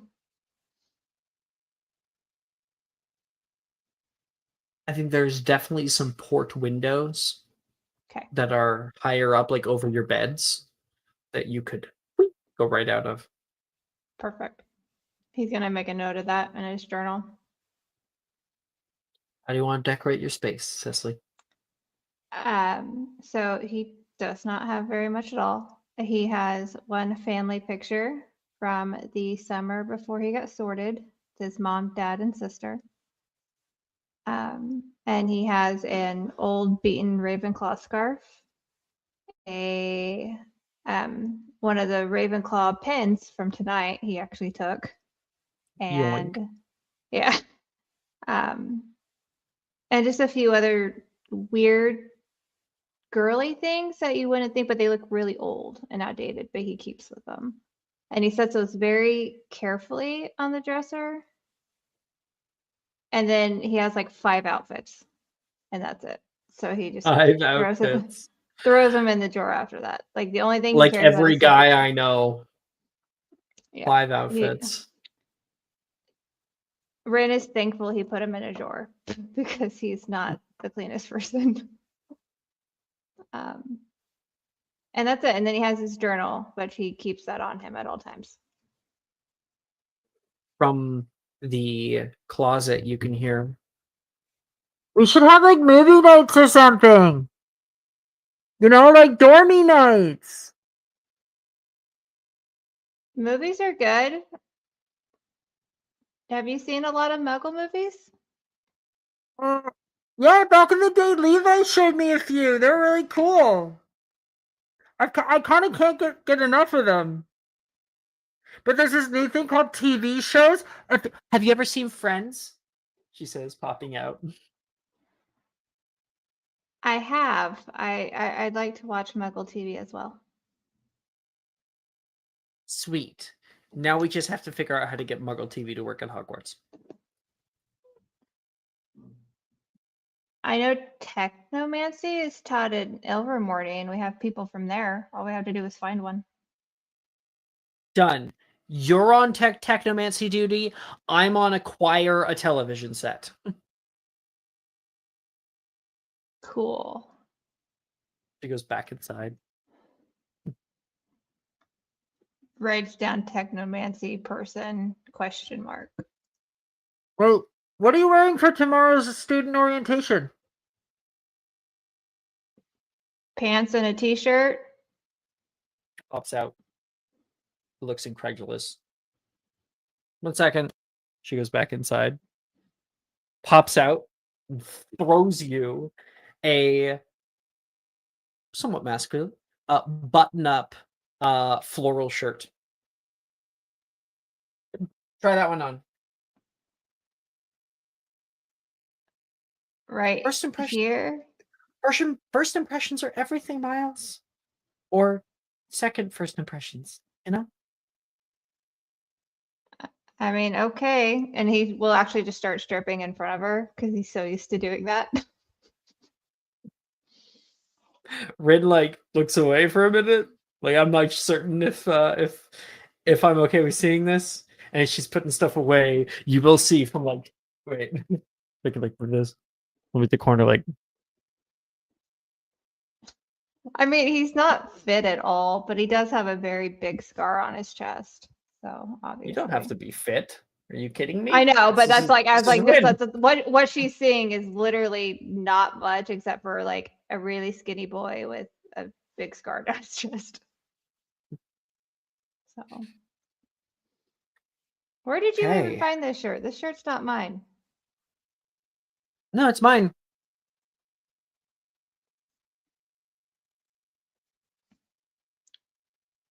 No one Why will do you- know, Miles.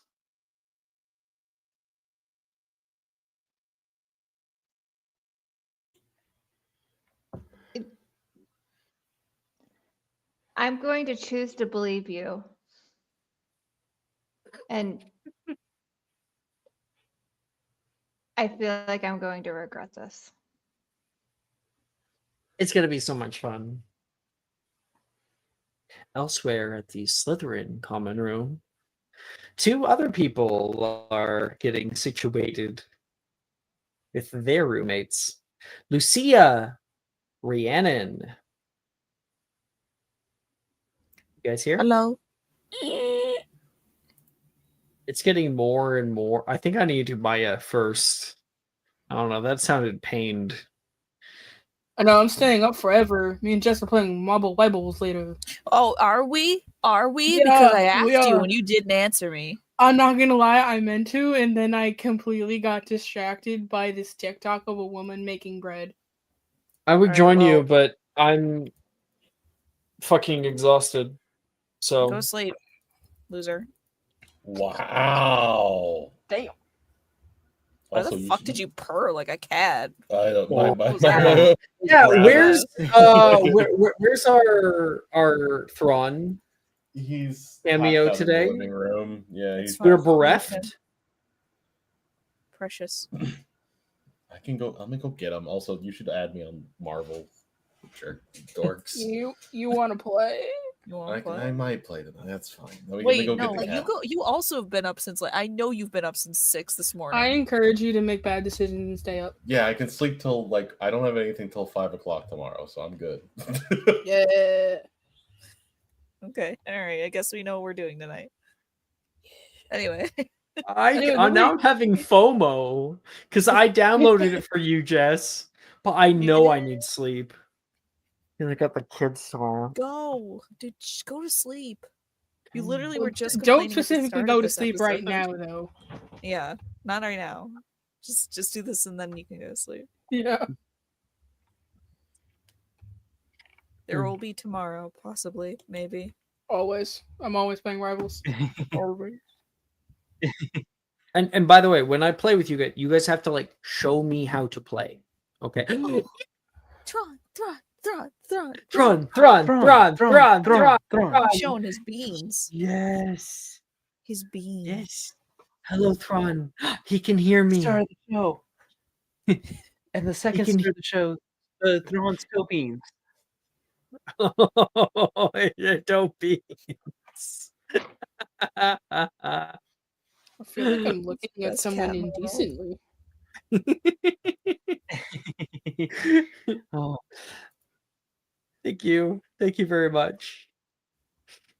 It's like, okay, I'm leaving now. Okay. In the Slytherin common room, you descend beneath the castle, the air cooling, until a heavy door opens up into a long, low chamber. The ceiling arches slightly overhead, held by thick stone ribs and tall windows that peer out into the depths of the Black Lake. Murky green light seeps through, wavering with the movements of creatures outside, painting the entire hall with shifting shadows. You see rows of dark leather chairs arranged around carved tables of polished black wood. Their surfaces shine like still water. A grand fireplace towers on one end, its mantle carved with coiled serpents, sending light and warmth across the otherwise cool room. The stone floor is veined with pale minerals, glimmering faintly whenever torchlight catches them. Shelves built into alcoves hold heavy ancient tomes, and chandeliers of wrought iron hang low, their candles flickering against the damp stone. The lake's presence presses against the glass. Sometime, a grindylow or a shoal of fish drifts past, and the room ripples with living shadow. The whole room itself is like a cylindrical drop. The lower you go, at the very bottom is where the social pits are, and on the sides there's little alcoves for studying or for mingling. There's a whole side of the room, the entire wall is nearly just glass to look out into the beautiful Black Lake. You can also see, afar off, Slughorn, who points out, just down there's where we'll be heading very, very soon. He points toward domes that tubous hallways lead to, of stained glass domes. The domes themselves are the dormitories for each of you. There is multiple little hexagons of them that are set up along the floor of the Black Lake before the Black Lake dips even lower into the darkness below. Who to a dome? Let's see here. Who we go with first? He starts calling out different names. Titone says, "What do you think are the odds that we end up together?" Well, I would say probably 100%, because even if you're assigned someone else, there's a high likelihood that I bribe them to change rooms. Great. Whatever happens, we'll switch things around. We'll I make it don't know work. if I'd be able to survive in the mornings without you. We'll figure it out. You always make it work.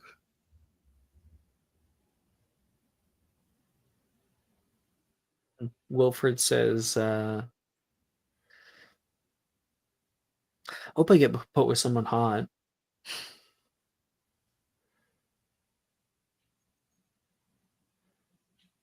Like a will they, won't they sort of thing. Wilfred's, of course, joking. Well, I thought that you had your own dorm room. Rather, your own common room to get back to. Yeah, I do. I just had to make sure that you were put with someone who was cool. Ooh, They said that there's no more, dormitory restrictions. how kind and chivalrous of you to help out a mere friend. That really bother you?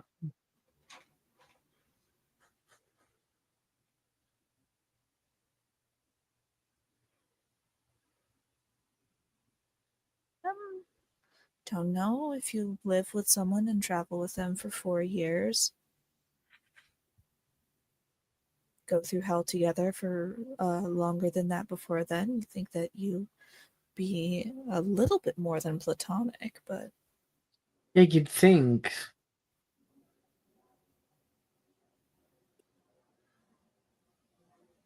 I don't see a ring on my finger,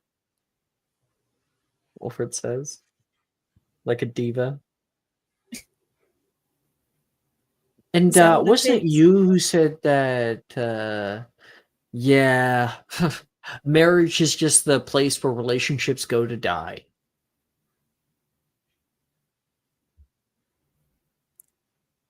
Well, if I knew that the only other alternative after friend was marriage, then I could have gotten you a ring. What size rock do you want? You could have always asked me out. Rhiannon LeFay! It's called out from the Yes, you- back. You hear your name. With Doria Rudowski. Oh. Looks like that's- Lee perks up. Rhiannon, that's you? Yes, that's me. You're so fucking lucky. Am I jealous? I might be jealous. Of which one of us?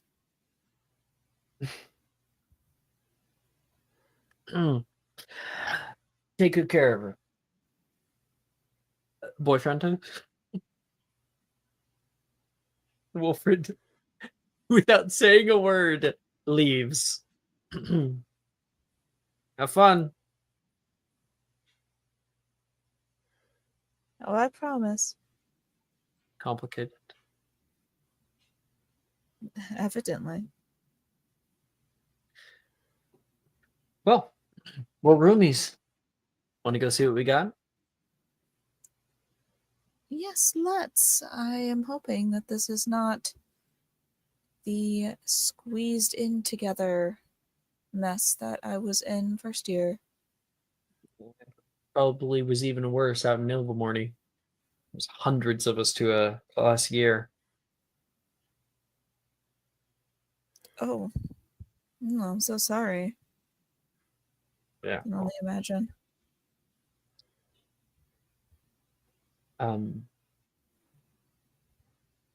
If I had to share a dormitory with someone who liked you, who looked like you, things probably would have ended up different back in Ilvermorny. When they walk off toward the domes.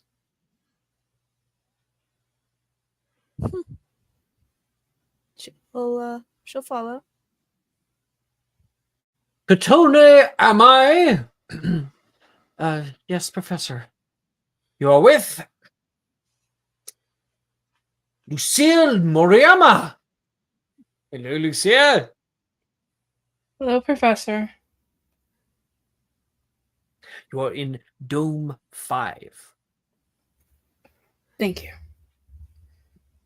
She kind of turns to Katone. I told you it would work out. Oh my gosh, who did you have to bribe to get that? Let's not worry about that. You didn't bribe someone, did you? I'll Course not. reimburse you. It's fine. I think it just ended up being the luck of the draw. No. Fate. Fate it is. Come on, I'll grab your bags. The house elves can take them. You come with me. Are you She'll take- sure? Did I stutter? You never do. She walks with you.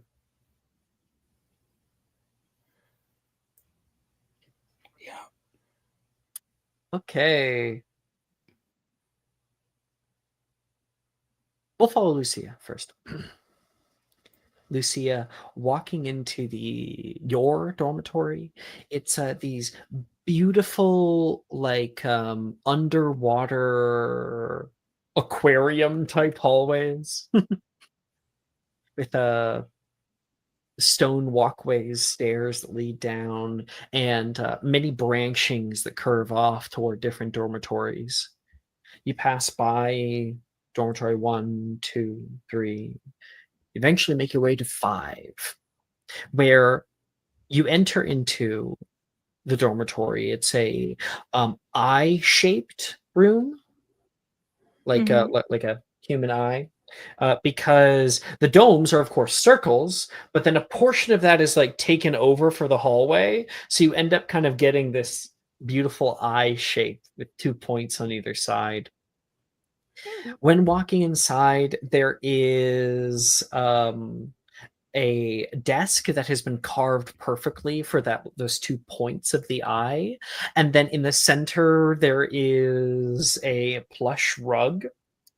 There's a seating that pointed out toward the big window of stained glass. It has fish that are like swirling around one another with a moat in the center that's very clear to look through.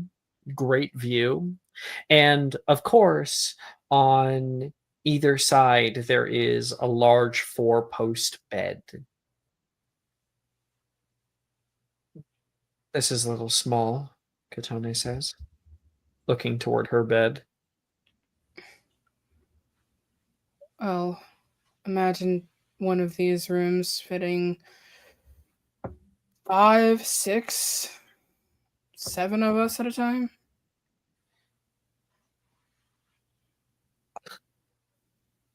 I can't believe that your mom put you through that. All the way out here. It was fine.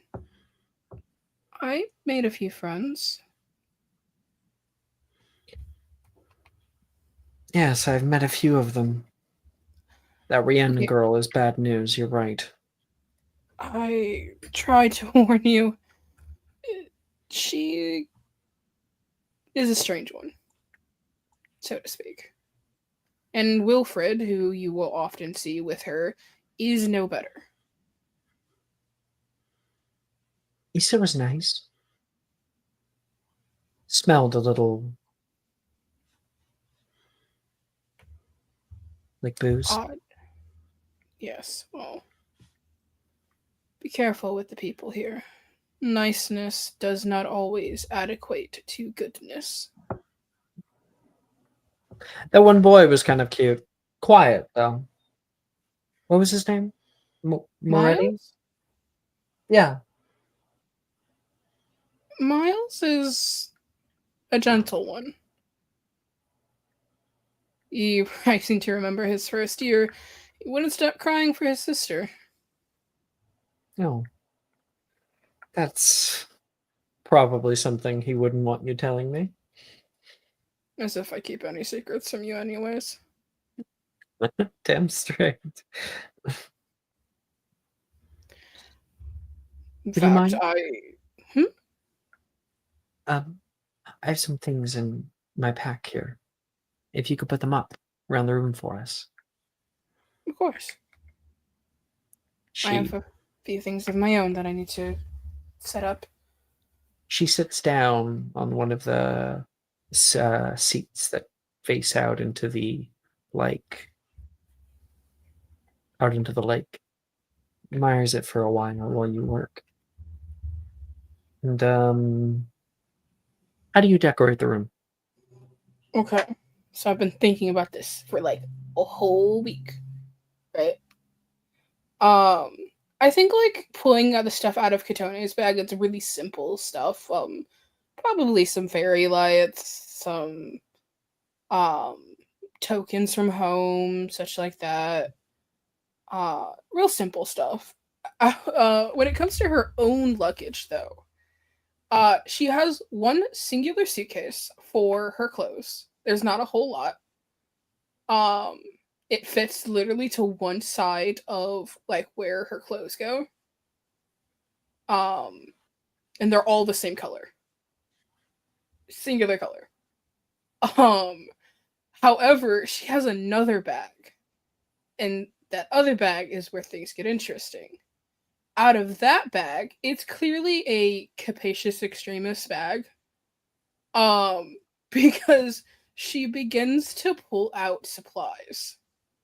And essentially begins to set up like a kitchen on her side of the room.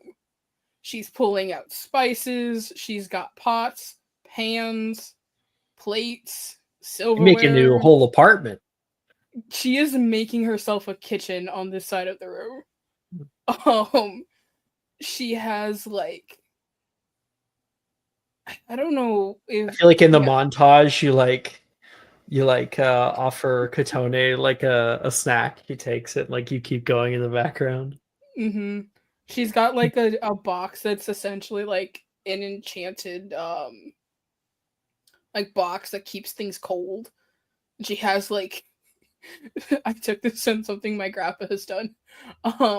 She has like food in it that she brought from home specifically. Essentially what she has done is on her side of the room entirely created a space for her to cook without having to go downstairs. Is what she has done. There's also a few photos of her and Katone when they were little, kind of right above it.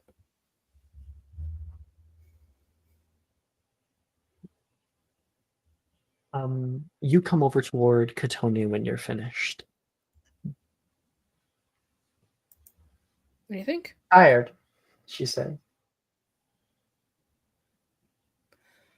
Well, I figured that you might want to wake up to breakfast, and I didn't entirely feel like cooking for everybody else in this dorm.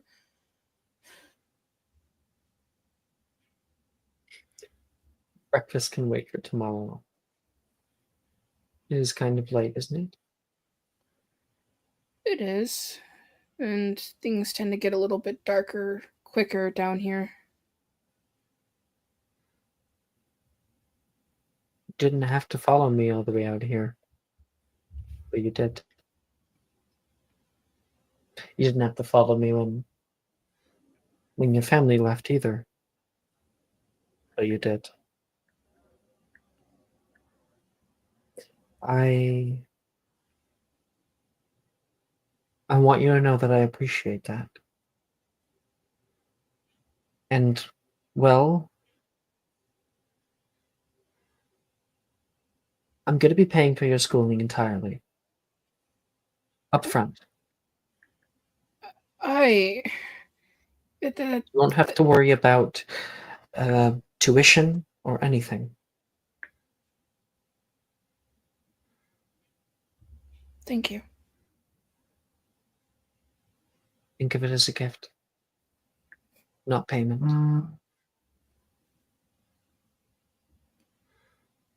I will. And that means more than you know.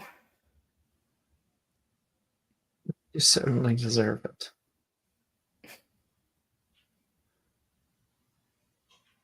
Sit, she says, gesturing to the other chair.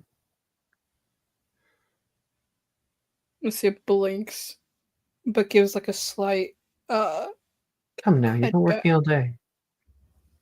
I am not much used to rest, but I suppose a little bit is good for me. And if you insist. And she like looks it over, kind of sits down gingerly. Though I think she would notice that her hands don't quite know what to do when it comes to sitting still and resting. So she continues to like shuffle a bit. Mm-hmm. Oh. Katone tries to enjoy herself sitting there in the silence, just enjoying the kind of calm of it all, but noticing you're anything but calm. What are you wearing for tomorrow's orientation? He says, standing up. What do you have for me? Well, for you, I picked out something that I think you'll enjoy. She stands form-fitting. up for you to show her. She will get up and she like walks over to her closet. There's a big like mirror on her side, standing Mhm. mirror. She like will pull out something that I'm trying to think. She like pulls out trying to think of a color here.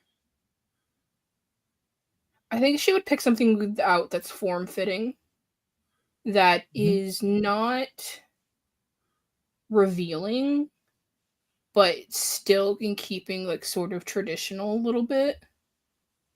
With like a striking color, probably like a red.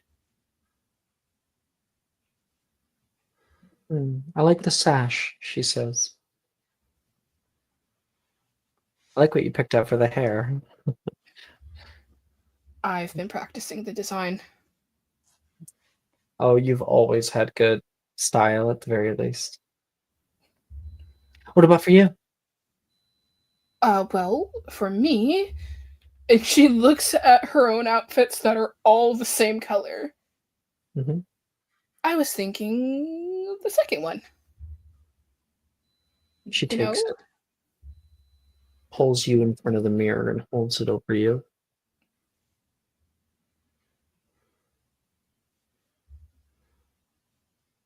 Something not right. Do you think the fabric is wrong? No. Should I pick a I different know. shade of beige? No. Wait, right there. Don't move. Okay. She comes back in a moment from her stuff and comes back with a like long blue skirt. No frill with it, a slight like cutout on one side, a little design moving down it. There. That with the top. She holds takes it it. over you in front of the mirror. You think I would look nice in something like this?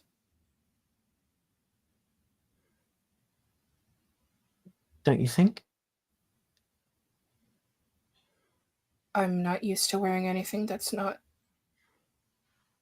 I don't know what colors look nice on me.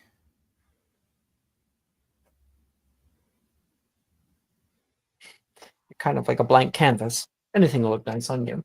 I'm wearing red, so you wear blue. Compliment. As you wish.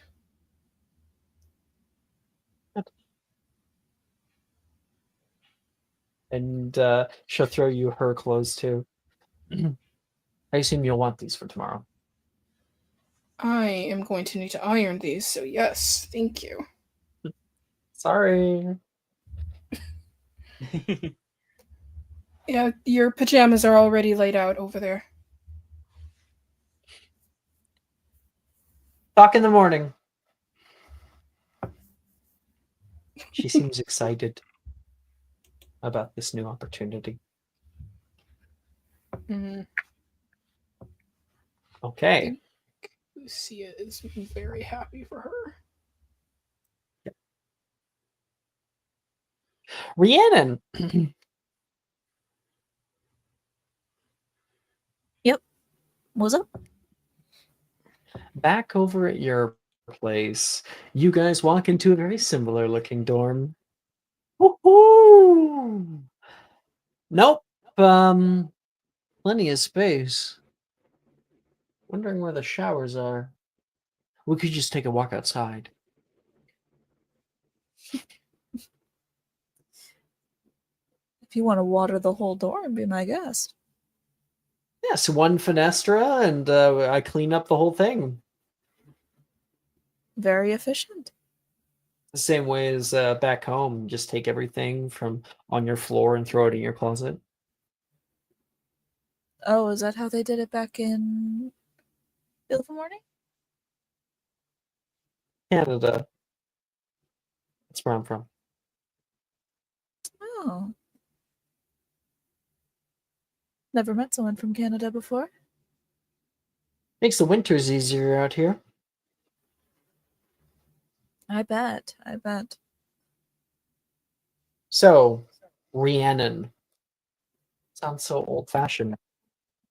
You got a nickname? Wilfred has taken to calling me Riri, sometimes Rhea.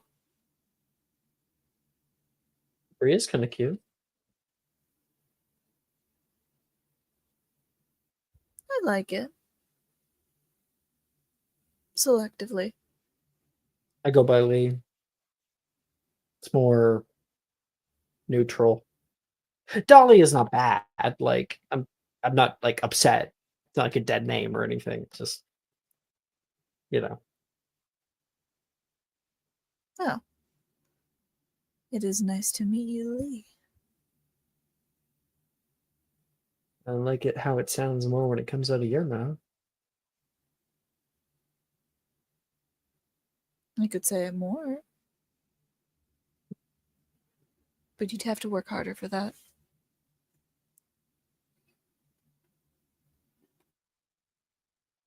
I graduated with 6 different newts. I'm a very hard worker. Very experienced as well. Lee says, getting a little bit closer toward you. Damn, they are forward. Mm-hmm. That friend of yours isn't going to be much of a problem, is he? We work hard together.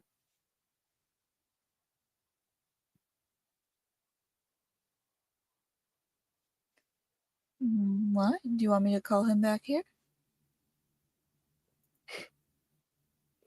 No, this should just be between us. Call it to get to know you. Seeing you looking at me.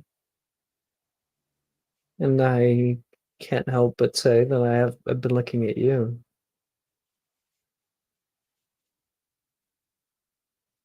You interest me.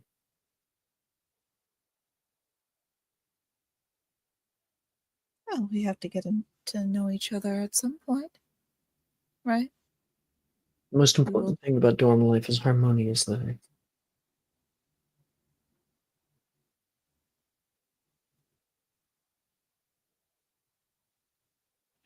So then, let's look back toward their bed.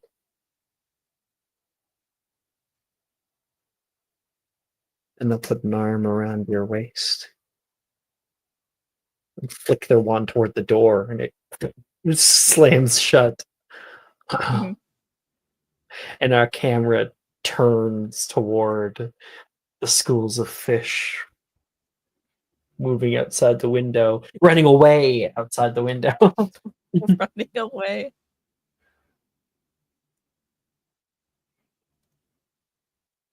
Go ahead and roll me an athletics, acrobatics, or sleight of hand check. Yeah. I knew this was gonna happen.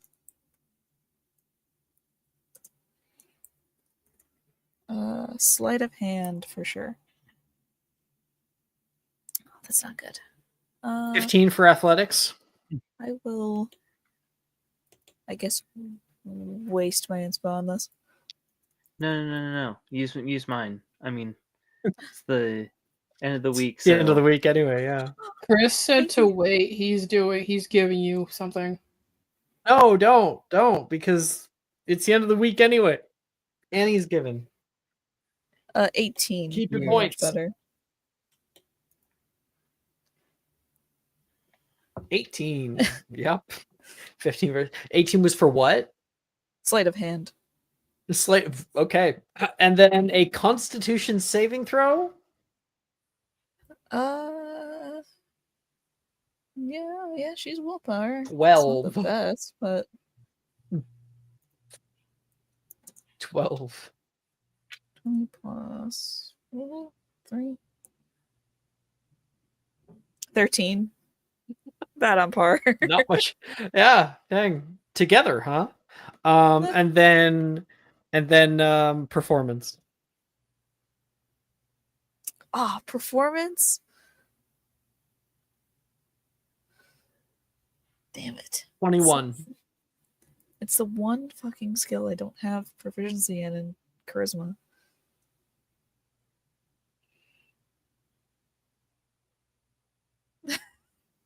My point. No, Chris, I'm actually going to use it. So on this one, you're going to help me. I guess 17. Let's go. 17. Yeah, that was a good use of points. You and Lee have a not very restful night together. Woo! It's only until later in the night, so to speak, when you can start to see light coming in through the water that Lee goes, "What fucking time is it?" And almost falls out of the bed looking for the clock. Finds one and goes, 4 a.m. Holy shit, I need to go to bed. You were in one. Yeah, but it wasn't exactly very restful now, was it? No, it could have been. If we chose to stop.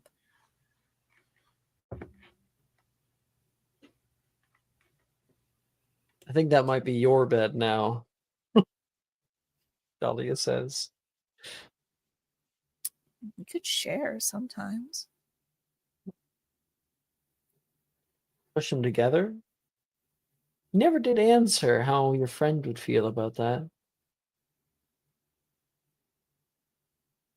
Well, he is my friend. I just want to make sure I'm not going to wake up to any, like, shivving in the back. You know what I mean? No, no. Okay. I promise you wouldn't be the one shivved. Knife play. Hot. Dolly My is thoughts exactly. you know what? Fuck it. Wide eye potion. I think I got one.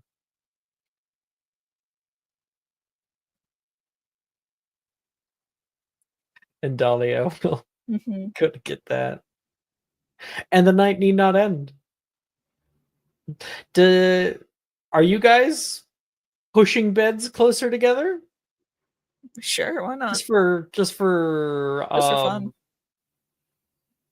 Just for shits and giggles. Shits and giggles. Ease of access. Cool. Well, that was probably the quickest roommate thing ever, but it is Lee, so of course. It's synergy. It's that synergy. And that is where we'll end tonight's episode of Magic and Mysterium. That's right, audience. That's what you pay for. We ended the show with a bang. Ba-dum. 2 That's right. episodes in a row. So it's got to be a third episode too. Every episode will have